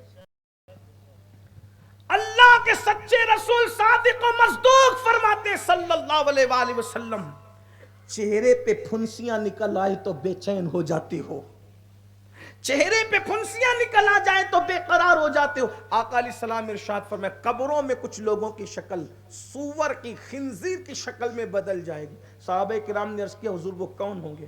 آقا فرماتے ہیں جو میوزک سنتے ہوں گے دنیا میں، میوزک، موسیقی، ڈھول تاشے باجے، وہ جس میں مبتلا ہوں گے ان کی شکلیں قبر میں سور کی شکل اختیار کر جائے۔ قیامت کے دن ان کے کانوں میں سیسا پگھلا کر کے ڈالا جائے گا، جہنم کی آگ کا سیسا ان کے کانوں میں. اور آپ سوچیں تنہا انسان بیٹھ کر میوزک سنے، موسیقی سنے تو اس کا یہ عذاب ہے، جو پورے محلے کو سنائے. یہ جو ڈی جے لگاتے ہو جہاں جہاں تک آواز پہنچتی ہے وہ سب کا گناہ تو ان کو ملتا ہے جنہوں نے راضی رہ کر کے سنا. ڈی جے کے گانے کو جو راضی رہ کر کے سن رہے ہیں وہ سب کو گناہ ملے گا، لیکن ان سب کے گناہ میں کمی کیے بغیر سب کے گناہ کے برابر اس کو گناہ ملے گا جس نے وہ ڈی جے لگایا تھا. وہ سب کا ذمہ دار. وہ کتنا بڑی لعنت مول لیتے ہیں، کتنی بڑی لعنت اپنے سر پہ لیتے ہیں، اور پھر کہتے ہیں مصیبت آ رہی. جب اللہ کسی پہ لعنت کرے تو پھر اس کو کون مصیبت سے بچائے گا، اس کو کون تکلیف سے بچائے گا، اس کو کون مشکل سے بچائے گا. میرے آقا علیہ الصلوۃ والتسلیم کے پیارے دیوانوں، پھر آقا علیہ السلام فرماتے ہیں پہلی چیز جو قبر میں سور کی شکل دلائے گی وہ میوزک ہے، موسیقی ہے، ڈھول تاشے باجے گانے ہیں. اور دوسری چیز فرمائی وہ نشہ کرتے ہوں گے. نشہ کرنے والوں کی صورتیں بھی قبر میں بدلے گی اور سور کی شکل، اور ایک حدیث کے مطابق یا سور کی شکل یا بندر کی شکل. آج بہت عزت دار بنتے ہیں گناہ کر کے، گناہ کو فیشن کا نام دیا جاتا ہے. کل لوگ شراب کی بوتلیں پیتے تھے تو بدنام ہوتے تھے، آج لوگ شراب کی بوتلیں تو نہیں پیتے، فریج کے اندر کوریکس کی بوتلیں لا کر کے رکھتے ہیں، نشے کی گولیاں لا کر کے رکھتے ہیں. سن لو، نام کوئی بھی بدل لو، کام تو وہی ہے. اگر کوئی پیشاب پر یہ لکھ کر لائے کہ شربت روح افزا ہے تو کیا نام بدلنے سے اس کی حقیقت بدل جائے گی؟ تو اگر کوئی نشہ کر رہا ہے، چاہے گولی سے کرے، چاہے کوریکس سے کرے، چاہے دوا سے کرے، چاہے انجیکشن سے کرے، چاہے کسی چیز سے کرے، آقا نے ارشاد فرما دیا تمہاری عقلیں طلبہ مصطفیٰ تک نہیں پہنچ سکتی، ہوشیار نہ بنو. میرے نبی نے ہر ہوشیار کو بتا دیا کہ تو وہاں تک نہیں پہنچ سکتا جہاں تک طلبہ مصطفیٰ کی رسائی ہے. بہت زیادہ نام بدل کر دیر ہوشیاری نہ کرو. فرما دیا کل مسکرن حرام، نام کچھ بھی ہو جس سے بھی نشہ آتا ہے وہ حرام کر دیا گیا. نشہ کسی سے آئے حرام ہے، اور جس چیز کے زیادہ سے نشہ آئے اس کے تھوڑے کو بھی حرام کر دیا. یعنی جو چیز زیادہ پینے سے نشہ آئے گا اس کا تھوڑا بھی حرام. کیوں پیتے ہو؟ اور یہ نشہ کر کے، شراب پی کے، نشے کی گولیاں کھا کے اللہ رسول کا کوئی نقصان نہیں کر سکتے. تم اپنا نقصان کر رہے ہو، پھیپڑے خراب کر رہے ہو، بیماریوں کو دعوت دے رہے ہو. اور میں تو یہ کہتا ہوں آج ظالم دنیا باضابطہ طور پر مسلمانوں کو ٹارگٹ کر کے مسلمانوں میں نشے کو پرموٹ کرنے کی کوشش کر رہی ہے، کیونکہ دنیا جانتی ہے اگر دنیا میں کوئی زندہ قوم ہے اس زندہ قوم کو محمد الرسول اللہ پڑھنے والا کہا جاتا، اس لیے کہ اس قوم کی کتاب بھی زندہ ہے قرآن، اس قوم کا نبی بھی زندہ ہے سید الانبیاء صلی اللہ علیہ وسلم، اس قوم کا خدا بھی زندہ ہے. زندہ خدا، زندہ کتاب، زندہ نبی کی ماننے والی زندہ قوم وہ قوم مسلم ہے. دیکھ رہے ہو بھوکے رکھے جاتے ہیں پھر بھی ہرائے نہیں جاتے. دیکھ لو دیکھ لو، دنیا ٹوٹ پڑی ہے پوری طاقت کے ساتھ، لیکن ننھے سے بچوں کو بھی جھکا نہیں پا رہی ہے. جب 1400 سال کے بعد حسینیت کی غیرت کا یہ عالم ہے تو غیرت علی اصغر کا اندازہ بھی تو کوئی لگائے. وہ ننھے بچے ایک خطے کے دیکھ کر، یوٹیوب پر دیکھتے ہو نا، تصویروں میں دیکھتے ہو نا، ابھی آج ہی کی بات ہے، بہت دنوں کی بات نہیں ہے، جانتے ہو نا، میں نام نہیں لوں گا لیکن تمہیں پتا ہے ایک خطے کو ہڑپ کرنے کی کوشش کر رہے ہیں یہودی، لیکن بتاؤ وہ بھوکے رہ کر کے ڈٹے ہوئے ہیں. یہ بھوکے رہ کر ڈٹنا سکھایا کس نے؟ لوگ پیٹ بھر کے بھی ڈٹ نہیں سکتے. ہے کسی مذہب کے ماننے والوں میں بھوکے رہ کر ڈٹنے کا شوق؟ لوگ پیٹ بھر کے بھی ڈٹ نہیں سکتے. یہ بھوکے رہ کے کیوں ڈٹ رہے ہیں؟ تو معلوم ہے فلسطینیوں کو کہ بھوکے رہ کر حق کے لیے ڈٹنا یہ حسین ابن علی کی سنت. ڈٹ گئے وہ. اور کون؟ جوان تو جوان، ان کی عورتیں بھی سیدہ زینب کے کردار کی طرف اشارہ کر رہی ہیں، ان کے بچے بھی علی اصغر کے کردار کا. تو دنیا اسی سے خوف زدہ ہے کہ انہیں مار ڈالو. تو کیسے ماریں گے؟ کہا تلوار سے نہ مارو، ان کو ہتھیار سے نہ مارو، ان کو کردار کی مار مارو. انہیں زنا کا عادی کر دو، زانی بنا دو، ان کو زنا میں اتنے ڈوب جائیں کہ انہیں مذہب اور مسلک یاد نہ رہے. انہیں نشے کا اتنا عادی بنا دو کہ ان کو مذہب اور مسلک یاد نہ رہے. اور اپنی لگے ہوئے اسلام دشمن طاقتیں، یورپی ممالک لگے ہوئے ہیں، یہود و نصارہ لگے ہوئے ہیں تاکہ تمہارے جوانوں کے کردار کو بگاڑ دے. اتنے بھولے اور نادان نہ بنو. محمد الرسول اللہ کے ماننے والے زندہ قوم ہو، اپنی اہمیت کا احساس کرو. لوگ تمہارے کردار کو کچلنا چاہتے ہیں تاکہ پوری دنیا میں تمہیں بدنام کر دیں. آج نشے کی طرف ہمارے ملک میں 16 17 سال کے لڑکے نشے میں ڈوب رہے ہیں. خدا کے لیے نکلو اس لعنت سے، توبہ کرو اللہ کی بارگاہ میں. ہمارے مذہب میں ہر قسم کا نشہ حرام ہے، اور نشہ کرنے والے کے لیے فرمایا قبر میں سور کی شکل اختیار. بلکہ حضور علیہ السلام تو اتنا ناراض ہے نشہ کرنے والوں سے، فرمایا نشہ کرنے والے کو قرضہ بھی مت دینا. اگر نشہ کرنے والا قرضہ مانگے آقا فرماتے اس کو قرضہ بھی مت دینا. آقا فرماتے نشہ کرنے والے کے گھر سے رشتہ ہے اس کو اپنی بیٹی بھی مت دینا. نشہ کرنے والا اگر بھوکا ملے اس کو کبھی کھانا بھی مت کھلانا. فرمایا نشہ کرنے والا بیمار پڑ جائے اس کی عیادت بھی مت کرنا. فرمایا نشہ کرنے والا مر جائے آقا کریم صلی اللہ علیہ وسلم فرماتے اس کا جنازے میں شریک مت ہو، لوگوں کو عبرت ہو. اس روایت کو فقیہ ابو اللہ سمرقندی نے لکھا. میں یہ نہیں کہہ رہا ہوں کہ مطلقاً جنازہ نہ پڑھا جائے، یہ نہیں کہہ رہا ہوں. کتنا ہی بڑا سے بڑا کبیرہ کا مرتکب ہو جنازہ پڑھا جائے گا، لیکن حضور علیہ السلام عبرت کے لیے فرما رہے ہیں اس کے جنازے میں شرکت نہ تاکہ وہ عبرت بن جائے. مسلمانوں یہ ہمیں طریق مصطفیٰ سے دور کرنے کی کوشش کی جائے، اور ہمیں چاہیے کہ ہم شریعت کے قریب آئیں، دینی تقدس کے قریب آئیں، طریق مصطفیٰ کے قریب آئیں. اللہ نے جو جوانی دی ہے اس کو گناہ کی نظر مت کرو. اللہ نے جو جوانی دی اس کو آوارگی کی نظر مت کرو. اللہ نے جو جوانی دی اس کو جرائم کی نظر مت کرو. جانتے ہیں اللہ کے رسول علیہ السلام فرماتے ہیں، حدیث پاک ہے کہ جوان 2 رکعت پڑھتا ہے تو اللہ اسے بوڑھے کی 10 رکعت کا ثواب عطا فرماتا ہے.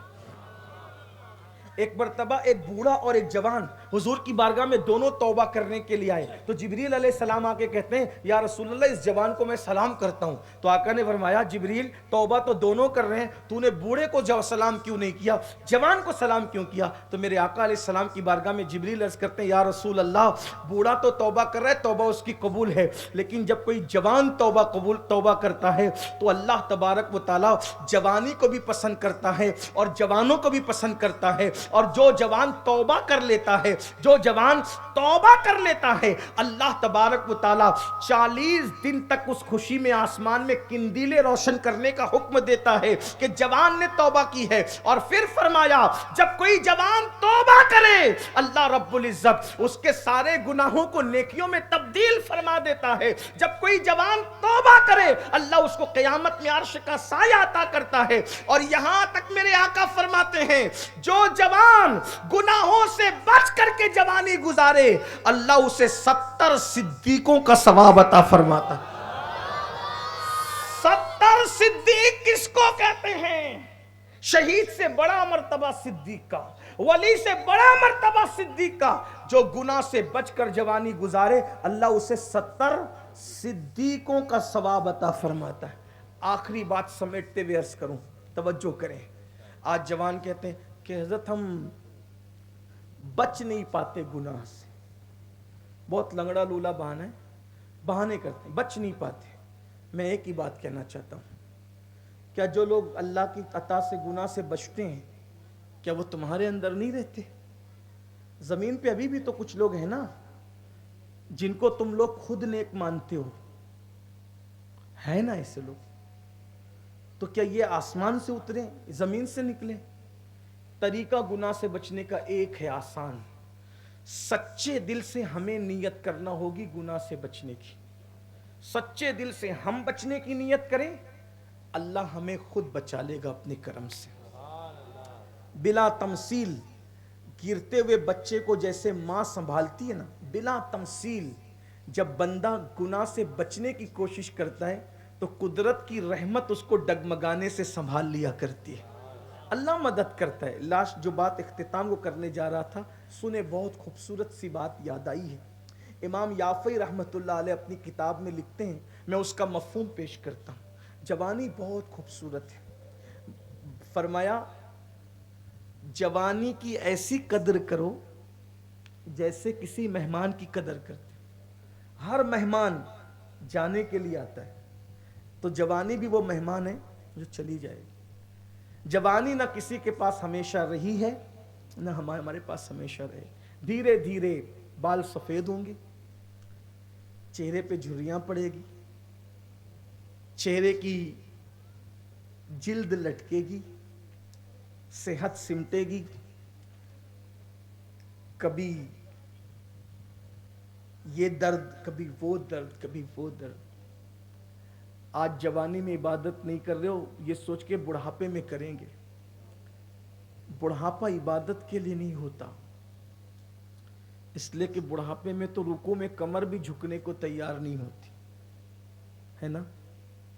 ایک وقت آئے گا اپنی جوانی گزرنے کے بعد پچھتاؤ گے. آج اس کی قدر کرو, ایک مہمان کی طرح, ایک اچھے مہمان کی طرح. وقت کا صحیح استعمال کرو. یوٹیوب لے کر بیٹھتے ہو تو گھنٹوں اسی میں, فیس بک لے کر بیٹھتے ہو گھنٹوں اسی میں, فلمیں کیا کیا دیکھتے ہو فلموں کے نام پہ. سوچو, اللہ سب دیکھ رہا ہے. حتیٰ کہ مسلمان کے بچے آج زنا کی فلمیں تک دیکھ رہے ہیں. سیدنا سلمان فارسی سرکار فرماتے ہیں, ہائے ہائے ہائے کیا لوگ تھے. سلمان فارسی کہتے ہیں کہ مجھے ایک بار مارا جائے پھر زندہ کیا جائے, پھر مارا جائے پھر زندہ کیا جائے, پھر مارا جائے پھر زندہ کیا جائے. میں 3 مرتبہ موت کی تکلیف تو اٹھا سکتا ہوں, لیکن ایک بار بھی کسی کی شرمگاہ کو دیکھنے کی ہمت نہیں کر سکتا. نہ کسی کو شرمگاہ دکھانے کی ہمت کر سکتا ہوں نہ دیکھنے کی. کیوں؟ کیونکہ 3 بار موت کی تکلیف اٹھانا میرے لیے آسان ہے, مگر کسی کی شرمگاہ ایک بار دیکھنے کی بنیاد پہ اللہ جو عذاب دے گا وہ عذاب مجھ سے برداشت نہیں ہوگا. یہ کون کہہ رہا ہے؟ سلمان فارسی. کون سلمان فارسی؟ آقا فرماتے ہیں اللہ نے مجھے 4 لوگوں سے محبت کا حکم دیا. ساری کائنات کو جس رسول سے محبت کا حکم دیا ہے اس رسول سے فرمایا کہ تم 4 لوگوں سے پیار کرو. صحابہ نے پوچھا حضور وہ 4 لوگ کون ہیں جن سے اللہ نے آپ کو محبت کا حکم دیا, یعنی ان کی عظمت کے اظہار کے لیے؟ تو آقا فرماتے ہیں وہ 4 یہ ہے. نمبر 1 علی ابن ابو طالب, نمبر 2 ابو ذر غفاری, نمبر 3 مقداد, اور نمبر 4 سلمان فارسی. اللہ نے مجھے ان لوگوں سے, حضور سے, اللہ فرماتا ان سے محبت کرو. محبوب کو کہا گیا ان سے محبت کرو ان کی عظمت کے اظہار کی خاطر. اندازہ کریں وہ سلمان فارسی فرما رہے ہیں 3 مرتبہ موت کا صدمہ اٹھانا آسان ہے, ایک بار کسی کی شرمگاہ کو نہیں دے. بلکہ ہمارے بزرگوں نے فرمایا اگر ضرورت نہیں ہے تو خود کا سطر بھی بغیر ضرورت نہ دیکھا کرو. جو اپنی سطر کو بار بار دیکھتا ہے اللہ اسے 2 بیماریاں دیتا ہے. وہ اندھے پن کا شکار جلدی ہوگا اور وہ بھولنے کی بیماری میں مبتلا ہوگا. یعنی اگر ضرورت نہیں ہے تو خود کا بھی سطر نہ دیکھو. میں بہت حیا کے پردے میں سطر کر رہا ہوں, لیکن آپ سمجھ سکتے ہیں میں کہنا کیا چاہتا ہوں. جو مذہب بلا ضرورت خود کا سطر دیکھنے سے بچنے کی بات کرے تقوی کے اعتبار سے, آج اس قوم کے لڑکے اور لڑکیاں اگر زنا کی فلمیں دیکھیں, بتاؤ مرو گے نہیں, برباد نہیں ہوگے, تباہ نہیں ہوگے. میں آپ کو کوئی بددعا دینے نہیں آئے, لیکن احساس تو کرو میں کوئی بددعا بھی نہیں دے رہا ہوں, میرا کام ہی نہیں ہے, لیکن آپ کو آگاہ کرنا چاہتا ہوں. یہ مصیبت، وہ مصیبت، وہ مصیبت، وہ مصیبت، یہ ساری مصیبتیں کیوں ہیں؟ اپنی آنکھوں کو کیا دیکھنے پہ لگایا ہے؟ سرکار مولا کائنات رضی اللہ تعالیٰ عنہ فرماتے ہیں میں نے کبھی اپنے سطر پر بلا وجہ نظر نہ کی۔ لوگوں نے کہا کیوں نہیں دیکھا؟ فرمایا جن آنکھوں سے رسول اللہ کو دیکھتا ہوں وہ آنکھیں سطر پہ پڑ جائے میرے عشق کو گوارا نہیں۔ سوچیں ذرا، غور فرمائیں، موبائل میں کیا بھر کے رکھا ہے؟ رات رات بھر اللہ پاک لعنت برساتا ہے ایسے لوگوں پہ، اور زنا دیکھتے ہیں تو پھر زنا کرنے کی طرف بھی طبیعت ابھرتی ہے۔ آج جو زنا عام ہو رہا ہے اس میں سب سے بڑی گندی فلموں کا عمل دخل ہے۔ شادی سے پہلے وہ سب کچھ کر گزر رہے ہیں لوگ جس کا تصور نہیں کیا جا سکتا۔ ہم مجبور ہیں، کیا کریں، بولنا ہے، جیسے مریض ہے ویسی دوا پیش کرنا ہے، ورنہ ان بزرگوں کے تقدس کی وجہ سے ان عنوان پہ بولنے کو جی نہیں چاہتا۔ لیکن کرے کیا؟ جو قوم آگ لگا چکی ہو اپنی جوانی کو، جو قوم تباہ کر چکی ہو اپنی جوانی کو، جوان کسی قوم کا سرمایہ، جوان کسی قوم کی آبرو، جوان کسی قوم کی ترقی کا سبب، جوان کسی قوم کے لیے انقلاب کا عظیم اللہ اکبر سرمایہ، آج ان جوانوں کا سب کچھ لٹ چکا۔ زنا، گندی فلمیں، گندی تصویریں، یوٹیوب، فیس بک، واٹس ایپ، اسی میں ڈوب گئے، اور پھر کہتے ہیں ہم عاشقان رسول ہیں۔ ارے عاشق تو وہ ہوتا ہے جس کو محبوب کے سوا کسی سے کوئی غرض ہی نہیں ہوتی، وہ تو محبوب کے سوا کسی کو دیکھنا ہی نہیں چاہتا۔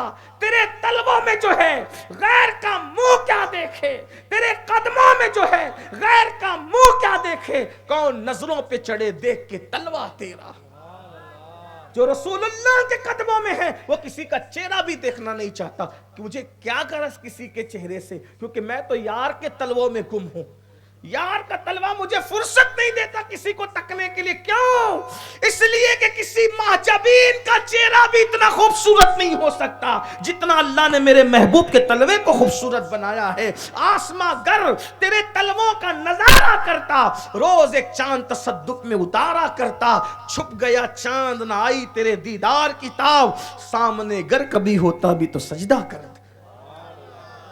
دور رسالت میں کسی نے کسی سے کہا آج چاند نکلا نہیں، کسی عاشق نے کہا شاید آج تلوہ مصطفیٰ سے چادر ہٹ گئی ہوگی، اس لیے چاند کو نکلنے کی ہمت نہ ہوئی۔ میرے امام تو کہتے ہیں کہ خورشید تھا کس زور پر، کیا بڑھ کے چمکا تھا قمر۔ خورشید کہتے ہیں سورج کو، خورشید تھا کس زور پر، کیا بڑھ کے چمکا تھا قمر۔ ادھر سورج کہہ رہا تھا میں خوبصورت، ادھر چاند کہہ رہا تھا میں خوبصورت۔ ادھر آمینہ کے لال کے چہرے سے پردہ اٹھا، یہ بھی نہیں وہ بھی نہیں۔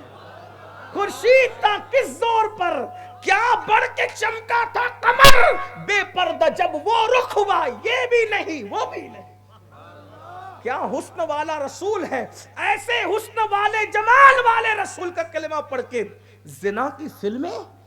کبھی تصور تو کرو جس وقت حضور کا کوئی امتی نرم گدوں پہ لیٹ کر زنا کی فلم دیکھتا ہوگا، اس وقت رسول اللہ کے دل پہ گزرتی کیا ہوگی۔ مولوی صاحب کو دھوکہ دے سکتے ہو، پیر صاحب کو، آمینہ کے لال کو دھوکہ نہیں دے سکتے۔ کیوں؟ کیونکہ جس کی نگاہ سے اللہ کی ذات نہ چھپی، اس کی نگاہ سے ہماری رات کیسے چھپ سکتی ہے۔ حضور کی بارگاہ میں جب شفاعت کی بھیک مانگنے جاؤ گے، اگر اللہ کے رسول نے چہرہ پھیر لیا تو کیا ہوگا؟ تو میں جو آخری بات کرنے چلا تھا، بات طویل ہو رہی، ختم کروں۔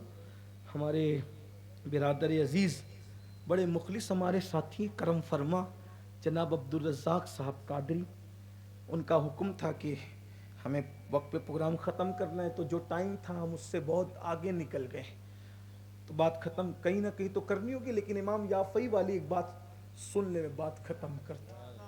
ارادہ کریں سچا، منافقانہ نہیں، سچا، میں نے گناہ سے بچنا ہے، سچا ارادہ، پھر دیکھو میرے اللہ کا کرم کیسے ہوتا ہے۔ خدا کی رحمت ہاتھ نہ تھام لے تو پھر کہنا، مصطفیٰ جان رحمت کا کرم ہاتھ نہ تھام لے تو پھر کہنا۔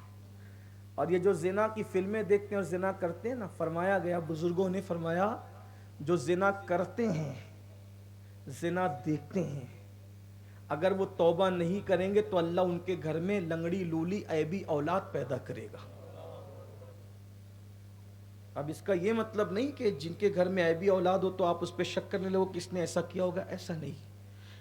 کچھ لوگوں کو اللہ سزا کے طور پہ لنگڑی لولی عیبی اولاد دیتا ہے، اور کچھ لوگوں کو امتحان کے طور پہ دیتا ہے۔ جیسے بیماری حضرت ایوب کو امتحان کے طور پہ دی نا، اور بیماری ابو لہب کو اس کا جسم سڑا دیا۔ ابو لہب کا جسم اتنا سڑا کہ مرنے کے بعد وہ بدبو آتی تھی کہ اس کے بیٹے بھی اس کے جنازے میں شریک نہیں ہوئے۔ حبشی غلاموں کو اجرت دے کر اس کو پھکوایا گیا، اٹھا کر کے دفن کروایا گیا۔ اس کو بھی بیماری ملی، حضرت ایوب علیہ السلام کو بھی ملی، لیکن اس کی بیماری سزا تھی، ایوب علیہ السلام کی بیماری اللہ کا امتحان تھا۔ دونوں میں فرق ہے، تو سب کو ایک لکڑی سے ہانک نہیں سکتے، لیکن 98% لوگ، 98% لوگ جن کے گھروں میں عام طور پہ لنگڑی لولی عیبی اولاد پیدا ہوتی ہے، اس کی وجہ زنا دیکھنا، زنا کرنا۔ آقا علیہ السلام نے فرمایا اللہ اکبر لا الہ الا اللہ، فرمایا کچھ لوگوں کی تو آنکھیں بھی زنا کرتی ہے۔ ہائے ہائے ہائے، جو آنکھ زنا کرتی وہ اللہ کا دیدار کیسے کرے گی؟ جو آنکھ زنا کرتی وہ رسول اللہ کا دیدار کیسے کرے؟ آقا نے فرمایا کچھ لوگوں کی آنکھیں بھی زنا کرتی۔ یا رسول اللہ آنکھیں بھی زنا کرتی؟ فرمایا ہاں، جو آنکھیں حرام چیزوں کو دیکھتی ہے وہ آنکھیں زنا کرتی، وہ آنکھیں زانی ہیں۔ زانی بنا دیا نا اپنی آنکھوں کو۔ اللہ کی بارگاہ میں توبہ کر لو۔ موت سر پہ کھڑی ہے، موت کی تلوار سروں پہ لٹک رہی ہے، پتہ نہیں کب بلاوا آ جائے۔ ابھی بیٹھا تھا ابھی چلا گیا، سوتے سوتے چلا گیا، کھاتے کھاتے چلا گیا۔ زندگی کا کوئی بھروسہ نہیں ہے۔ غرور میں مت رہنا کہ کس کو کتنی زندگی ملی۔ زندگی، موت و حیات کا اختیار ہمارے ہاتھ میں نہیں۔ پتہ نہیں میں بول رہا ہوں کب تک بول سکوں، آپ بیٹھے کب تک بیٹھیں گے۔ حقیقت ہے، موت آنی ہے، تیاری کرو، اللہ رسول کو راضی کرو، سچی توبہ کرو، استغفار کرو، اپنے اللہ کو مناؤ، اپنے اللہ کو راضی کرو۔ سب سے زیادہ آسان جس کو منانا ہے وہ میرے اللہ کو منانا ہے۔ شرمندگی کے 2 آنسو سچے دل سے پیش کر لو، میرا اللہ راضی ہو جاتا ہے، وہ مان جاتا ہے، وہ توبہ قبول کر لیتا ہے، توبہ کا قبول کرنے والا ہے۔ امام یافعی رحمۃ اللہ علیہ لکھتے ہیں، ایک بزرگ بوڑھے ہو گئے تھے، ان کا پورا بدن مہکتا تھا، وہ جو کپڑے پہنتے تھے وہ کپڑے بھی مہکتے تھے، وہ جس گلی سے گزر جاتے تھے گلیاں بھی مہکتی تھی، جب مسجد میں آتے تھے تو پوری مسجد مہکتی تھی۔ ان کی مہک اور خوشبو کی وجہ سے لوگوں نے ان کا نام رکھ دیا تھا حضرت مسکی۔ عربی میں مشک کو مسک کہتے ہیں، ان کا نام کیا رکھا تھا؟ حضرت مسکی۔ اپنے الفاظ کے جامع میں امام یافعی کی بات پیش کی۔ یہ امام یافعی کون ہے؟ یہ امام یافعی وہ ہیں جو غوث پاک کے مرید ہیں، یعنی انہوں نے غوث اعظم کے دیکھنے والوں کو دیکھا ہے، بڑے عظیم بزرگ امام یافعی۔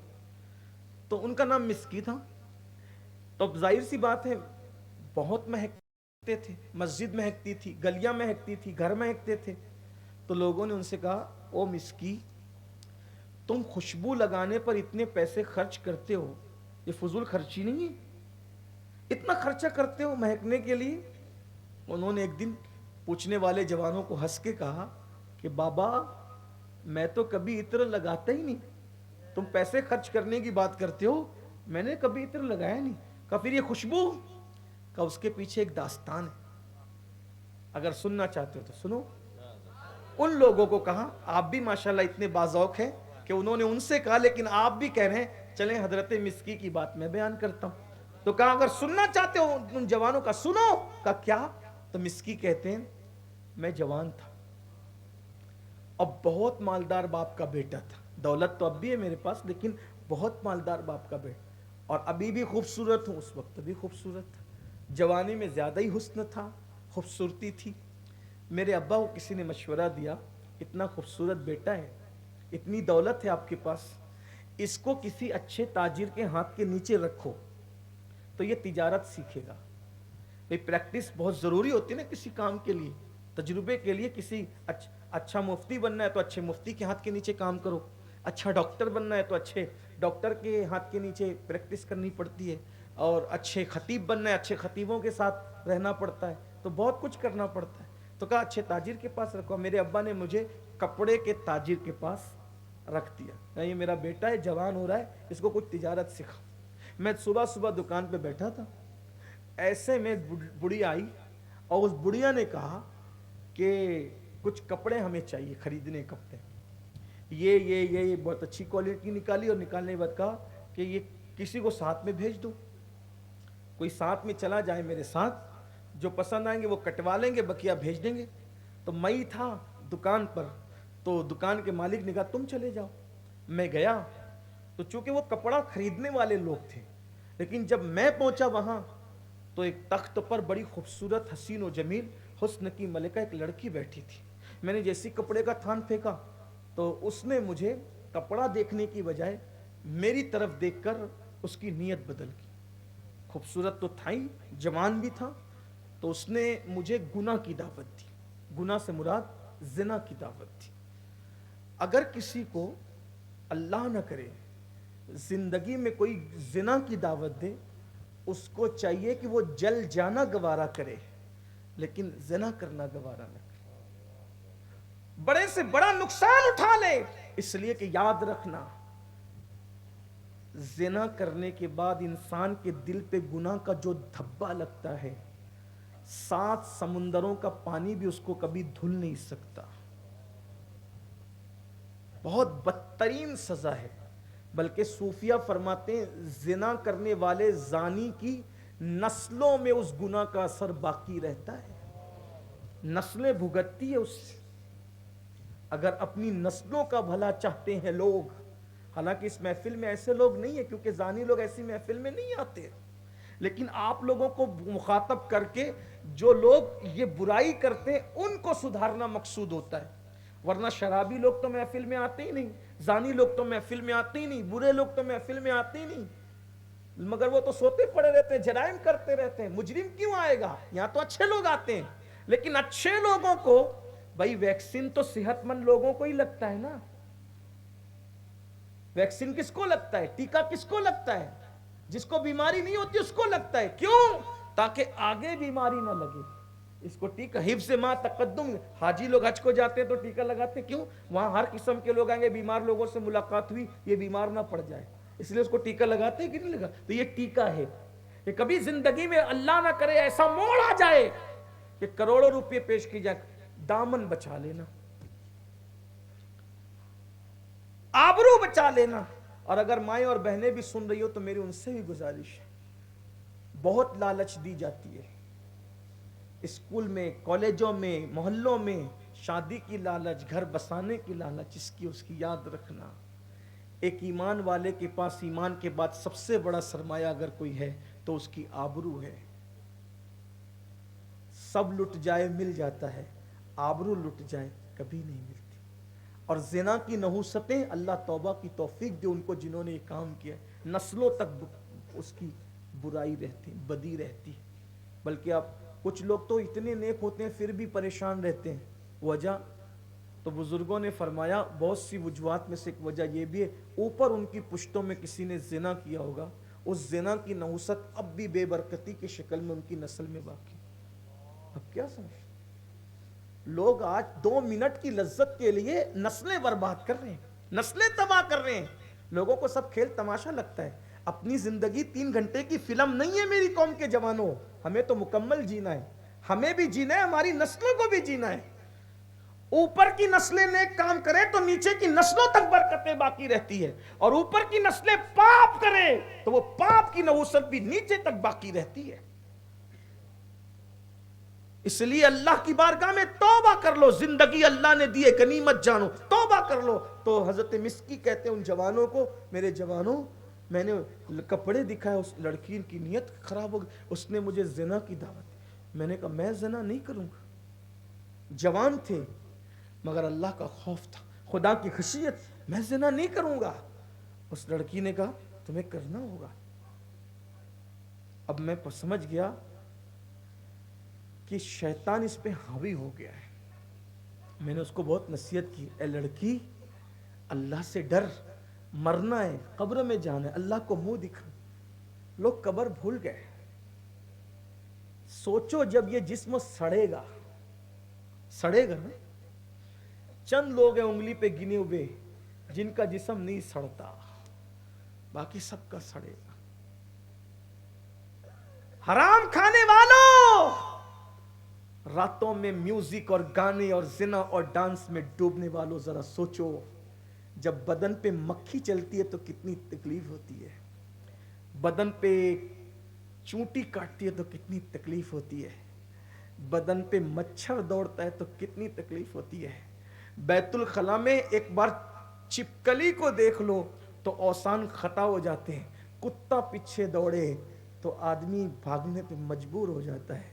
हाय हाय हाय, कब्र में जहां करवट बदलने की भी जगह नहीं है, जब जराइम पाप और गुनाह की वजह से इस पूरे जिस्म में कीड़े चलेंगे। खूबसूरत जिस्म और चमड़ी पर घमंड करने वालों, अगर कब्र खोलने की इजाजत होती तो तुम्हें कब्रें खोल के बताई जाती कि कितने नेक और जाली और झूठे पारसा कहलाने वालों का कब्र में क्या हाल हो रहा है, जाके देखो। हड्डियां पिघल रही है, हड्डियां, खोपड़ियों को जमीन चाट रही है, क्या होगा? तुमने कब्रें पलटते नहीं देखा? 5-5 सालों में, 6-6 सालों में जब कब्रें पलटती क्या मिलता है? सोचो, सोचो, गौर करो, अल्लाह को राजी करो, अल्लाह को मना लो। और अगर यार राजी हो जाए, इंशाअल्लाह, जिस्म तो जिस्म है, कफन को भी मिट्टी नहीं छू सकती। और लोगों ने देखा कुछ ऐसे भी अल्लाह वाले हैं जिनका कफन भी मैला नहीं हुआ, और फिर कहने वाला कहने लग गया मजबूर होकर के कि जमीन मैली नहीं होती, ज़मन मैला नहीं होता, मोहम्मद के गुलामों का कफन मैला नहीं होता। जब हम सुनते हैं ना कि मोहम्मद सल्लल्लाहु अलैहि वसल्लम उनके गुलामों का कफन मैला नहीं होता, तो हम क्या समझते हैं पता है? मैं तो हुजूर का गुलाम हूं, मेरा भी कफन मैला नहीं होगा। हड्डियां भी पिसेगी, हम मोहम्मद रसूलुल्लाह के गुलाम हैं, अल्लाह करे गुलाम हो। जो पिया मन भाए वही सुहागन कहलाए, हम उनके गुलाम हैं। किसके गुलाम हो पता है? माफ कर देना, बुरा लगे ना, आईना दिखा रहा हूं, किसके गुलाम है? नीम के गुलाम। किसके गुलाम है? नीम के। किसके गुलाम है? पैसों के। किसके गुलाम है? नफ्स के। और कहते हुजूर के गुलाम। अगर हुजूर के गुलाम होते तो फजर की नींद में सोते क्यों पड़े रहते? गुलामी तो नींद की है ना। हुजूर की गुलामी अगर होती तो ख्याल आता मेरी नींद से ज्यादा मुस्तफा जाने रहमत की आंखों की ठंडक अहम है। गुलामी नींद की करते हो और कहते हैं हुजूर के गुलाम हैं। मैं ये नहीं कह रहा हूं कि नहीं हो, लेकिन ये अल्लाह करे हो जाओ। बहुत कुछ बन गए, उनके गुलाम बन जाओ। खुदा की कसम, जो उनका गुलाम है वो बादशाहों का बादशाह है।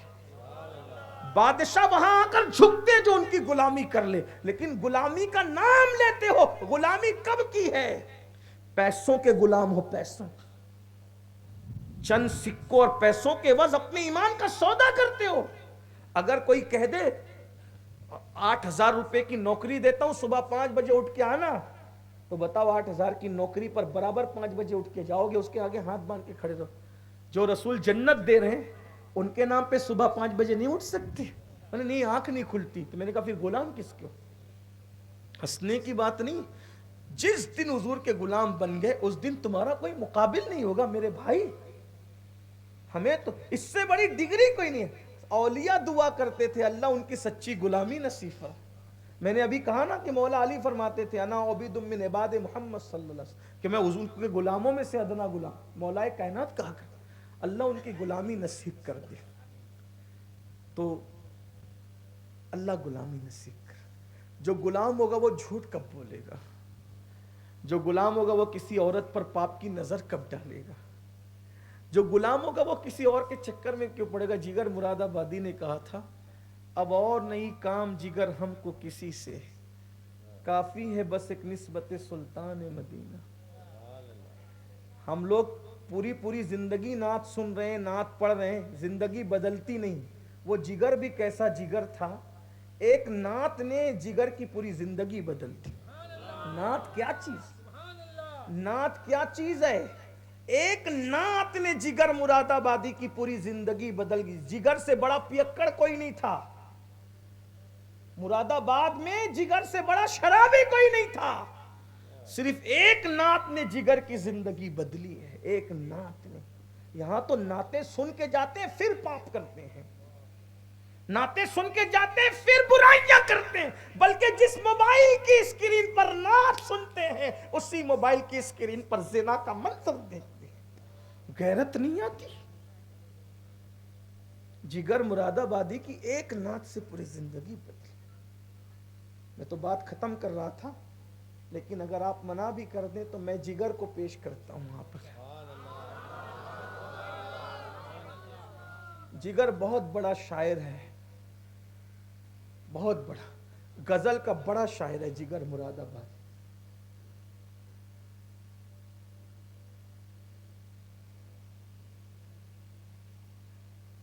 حیرت عشق نہیں ہے،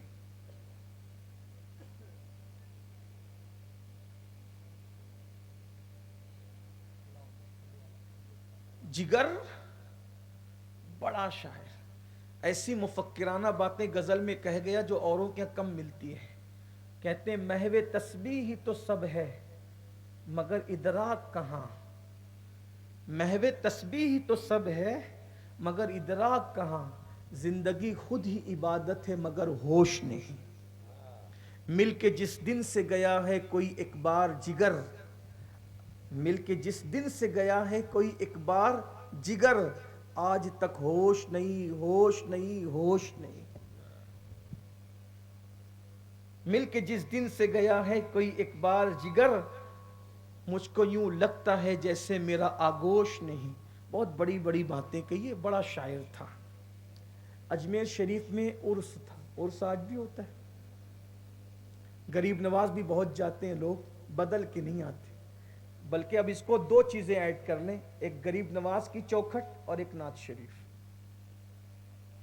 کچھ لوگ کہتے ہیں ہمارے چھٹی جاتے ہیں، اور چھٹی جاتے ہیں گانے سنتے جاتے ہیں، گانے سنتے آتے ہیں۔ غریب نواز کا کیا قصور ہے؟ کچھ لوگ تو اتنے ظالم ہیں کہ آستانوں پہ جاتے ہیں اور چھکوں کا ناچ دیکھتے ہیں، ان کی مزہ لیتے ہیں، ان کی ہنسی مذاق کیا گزرتی ہوگی بزرگوں کے دلوں پر۔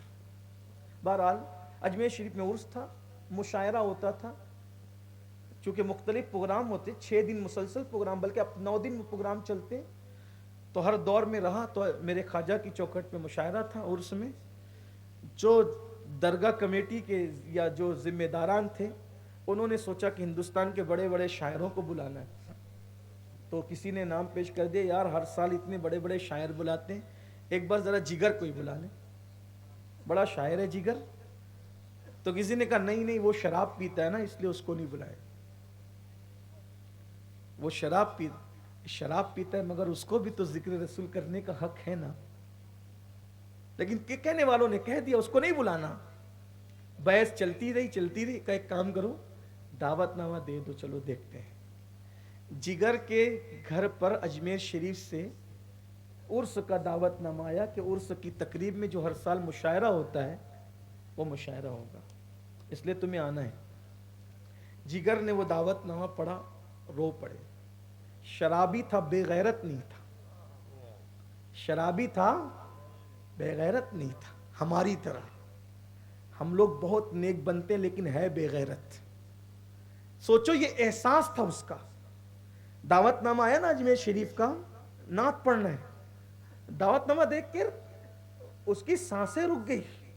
جگر میں نعت پڑھوں گا، میں نعت پڑھوں، جس حلق سے شراب گزرتی ہے جگر میں اس زبان سے نعت پڑھوں گا؟ نہیں، میں کیسے پڑھ سکوں گا؟ اب میں نعت جس قلم سے میں اللہ اکبر شراب میں ڈوب کر غزل لکھتا ہوں اس قلم سے محبوب کی نعت کیسے؟ پاپی تھا لیکن حضور کی عظمت دل میں زندہ تھی، مجرم تھا احساس زندہ تھا، ضمیر زندہ تھا، کیسے لکھوں گا کہ؟ دعوت نامہ دیکھتے جگر روتے روتے، پھر سوچتے، پھر تسلی ہوتی، پھر غسل کر کے بیٹھتے، قلم اٹھاتے، حضور کی نعت لکھتے، ہاتھ کانپ جاتا، عظمت تھی۔ آج کل نعتیں کھیل بن گئی ہے، کھیل، لوگوں نے تماشا بنا لیا ہے ذکر رسول کو، کچھ لوگوں نے بزنس بنا لیا ہے۔ مگر یاد رکھنا اللہ کی عدالت بہت قریب ہے. یوم الجزا میں سب کو کھڑے ہونا ہے. کون کیا ہے؟ اللہ سب کو جانتا ہے. جگر قلم اٹھاتے نہیں لکھ پاتے. شراب پیتا رہوں گا یہ لکھوں گا نہ. ایک دن ہمت کر کے جگر نے قلم اٹھایا, غسل کر کے بیٹھے اور نعت لکھنی شروع کی, اور ہمت کر کے نعت لکھنی شروع کی. نعت تھی ایک رند ہے اور مدحت سلطان مدینہ. رند کہتے ہیں شراب پینے میں. ایک رند ہے اور مدحت سلطان مدینہ, ہاں کوئی کرم رحمت سلطان مدینہ. ظاہر میں غریب الغربا پھر بھی یہ عالم شاہوں سے بھی بڑھ کر ہے سطوت سلطان مدینہ. اس امت آسی سے نہ منہ پھیر خدایا, نازک ہے بہت غیرت سلطان مدینہ. اب اور نہیں کام جگر ہم کو کسی سے, اب اور نہیں کام جگر ہم کو کسی سے, کافی ہے بس ایک نسبت سلطان مدینہ. ایک نعت لکھی اور جب نعت پوری ہوئی تو آنسو کی لڑیاں جاری تھی, اور پھر اللہ سے کہا اللہ آج تیرے محبوب کا نام زبان پہ آیا اور قلم پہ آیا, آج کے بعد کبھی شراب کی بوتل کو ہاتھ نہیں لگاؤں. ایک نعت نے زندگی بدلی ہے. اجمیر شریف پہنچے, ہنگامہ تھا, شرابی کو اسٹیج پہ نہیں آنے دیں گے, نہیں آنے دیں گے اس کو پڑھنے. غیرت تھی لوگوں میں. یہ پہنچے. اب وہ دور یوٹیوب فیس بک کا تو نہیں تھا کہ لوگ ایک دوسرے کو جانتے ہوں. قریب والا آدمی بھی نہیں پہچانتا تھا کہ کون کیا ہے, کیونکہ فیس عام طور پہ لوگوں کو جاننے میں نہیں تھے. اب ہنگامہ ہو رہا ہے کہ جگر نہیں آئے گا اسٹیج پہ. جگر تو اسٹیج پہ آ کے بیٹھ چکے. اچانک اعلان ہوتا ہے اب جگر مراد آبادی حضور کی نعت پڑھیں گے. تو کچھ لوگ کھڑے ہو گئے, ہم پڑھنے نہیں دیں گے. جگر نے کہا کیوں؟ اس لیے کہ تم شرابی ہو. کہا جس وقت نعت پوری ہوئی تھی اسی نعت کی برکت سے اللہ نے مجھے توبہ کی توفیق عطا. ایک نعت نے زندگی بدلی. غریب نواز کی چوکھٹ پر آنے کے تصور نے زندگی بدلی. کوئی بدلنا چاہے تو قدرت اس کے لیے راہیں پیدا کرتی. بات ختم کرتے ہیں. تو حضرت مسکی نے فرمایا ان جوانوں سے, جب اس لڑکی نے مجھے زنا کی دعوت دی, میں سوچنے لگا کہ بچوں کیسے. میں نے فوراً خیال آیا کہ ابھی تو کوئی ذہن میں پلان نہیں ہے بچنے کا, کچھ مہلت لے لیتے. میں نے کہا مجھے پیشاب آئی, استنجا لگی ہے, میں استنجا کے لیے جا سکتا ہوں؟ تو اس لڑکی نے کنیزوں کو آواز دی کہ اپنے آقا کو لے جاؤ اور اوپر استنجا کراؤ, نیچے مت کرانا بھاگ نہ جائے. اوپر گیا. وہ کہتے ہیں مسکی میں اوپر گیا, بیت الخلاء میں گیا, تو اللہ میں کیسے بچوں کیسے بچوں. مجھے سوچ میں آیا ایک کام کرتے ہیں, جو یہاں پر پاخانے کی گندگی پڑی ہے اس کو منہ پہ مل لیا, بدن پہ مل لیا, اور سوچا پاخانے کی گندگی تو پانی سے دھل جائے گی مگر زنا کی گندگی کو 7 سمندر کا پانی بھی نہیں دھل سکتا. جب یہ گندگی لگا کر باہر آئے, مسکی کہتے ہیں اور میں نے آنکھیں بڑی کی تو انہوں نے چلانا شروع کیا پاگل پاگل, اور جلدی سے مجھے ٹاٹ میں لپیٹ کر ایک باغ میں پھینک دیا. جب مجھے یقین ہو گیا کہ وہ ساری لڑکیاں پھینک کر چلی گئی, میں اٹھا, پورا بدن دھویا, گھر پہ آیا, غسل کیا. اتنی خوشی تھی آج اللہ تو نے کتنے بڑے گناہ سے مجھے بچا لیا. شکرانے پڑھیں. آنکھ میں خوشی کے آنسو تھے, رو رہا تھا. آنکھ لگی, دیکھا ایک خوبصورت جوان آیا ہے, اور وہ کہتا ہے کہ اے جوان تیرا واقعہ حضرت یوسف سے کتنا مشابہت رکھتا ہے نا, حضرت یوسف سے تیرا واقعہ کتنی مشابہت رکھتا ہے. ان کو برائی کی دعوت دی, وہ بھاگے. تجھے برائی کی دعوت دی, ان کے صدقے میں تو بھی بھاگا, اور تو نے اپنے پورے بدن پہ گندگی مل لی. اللہ کو تیری ادا پسند آئی. تو نے بدبو ملی نا زنا سے بچنے کے لیے.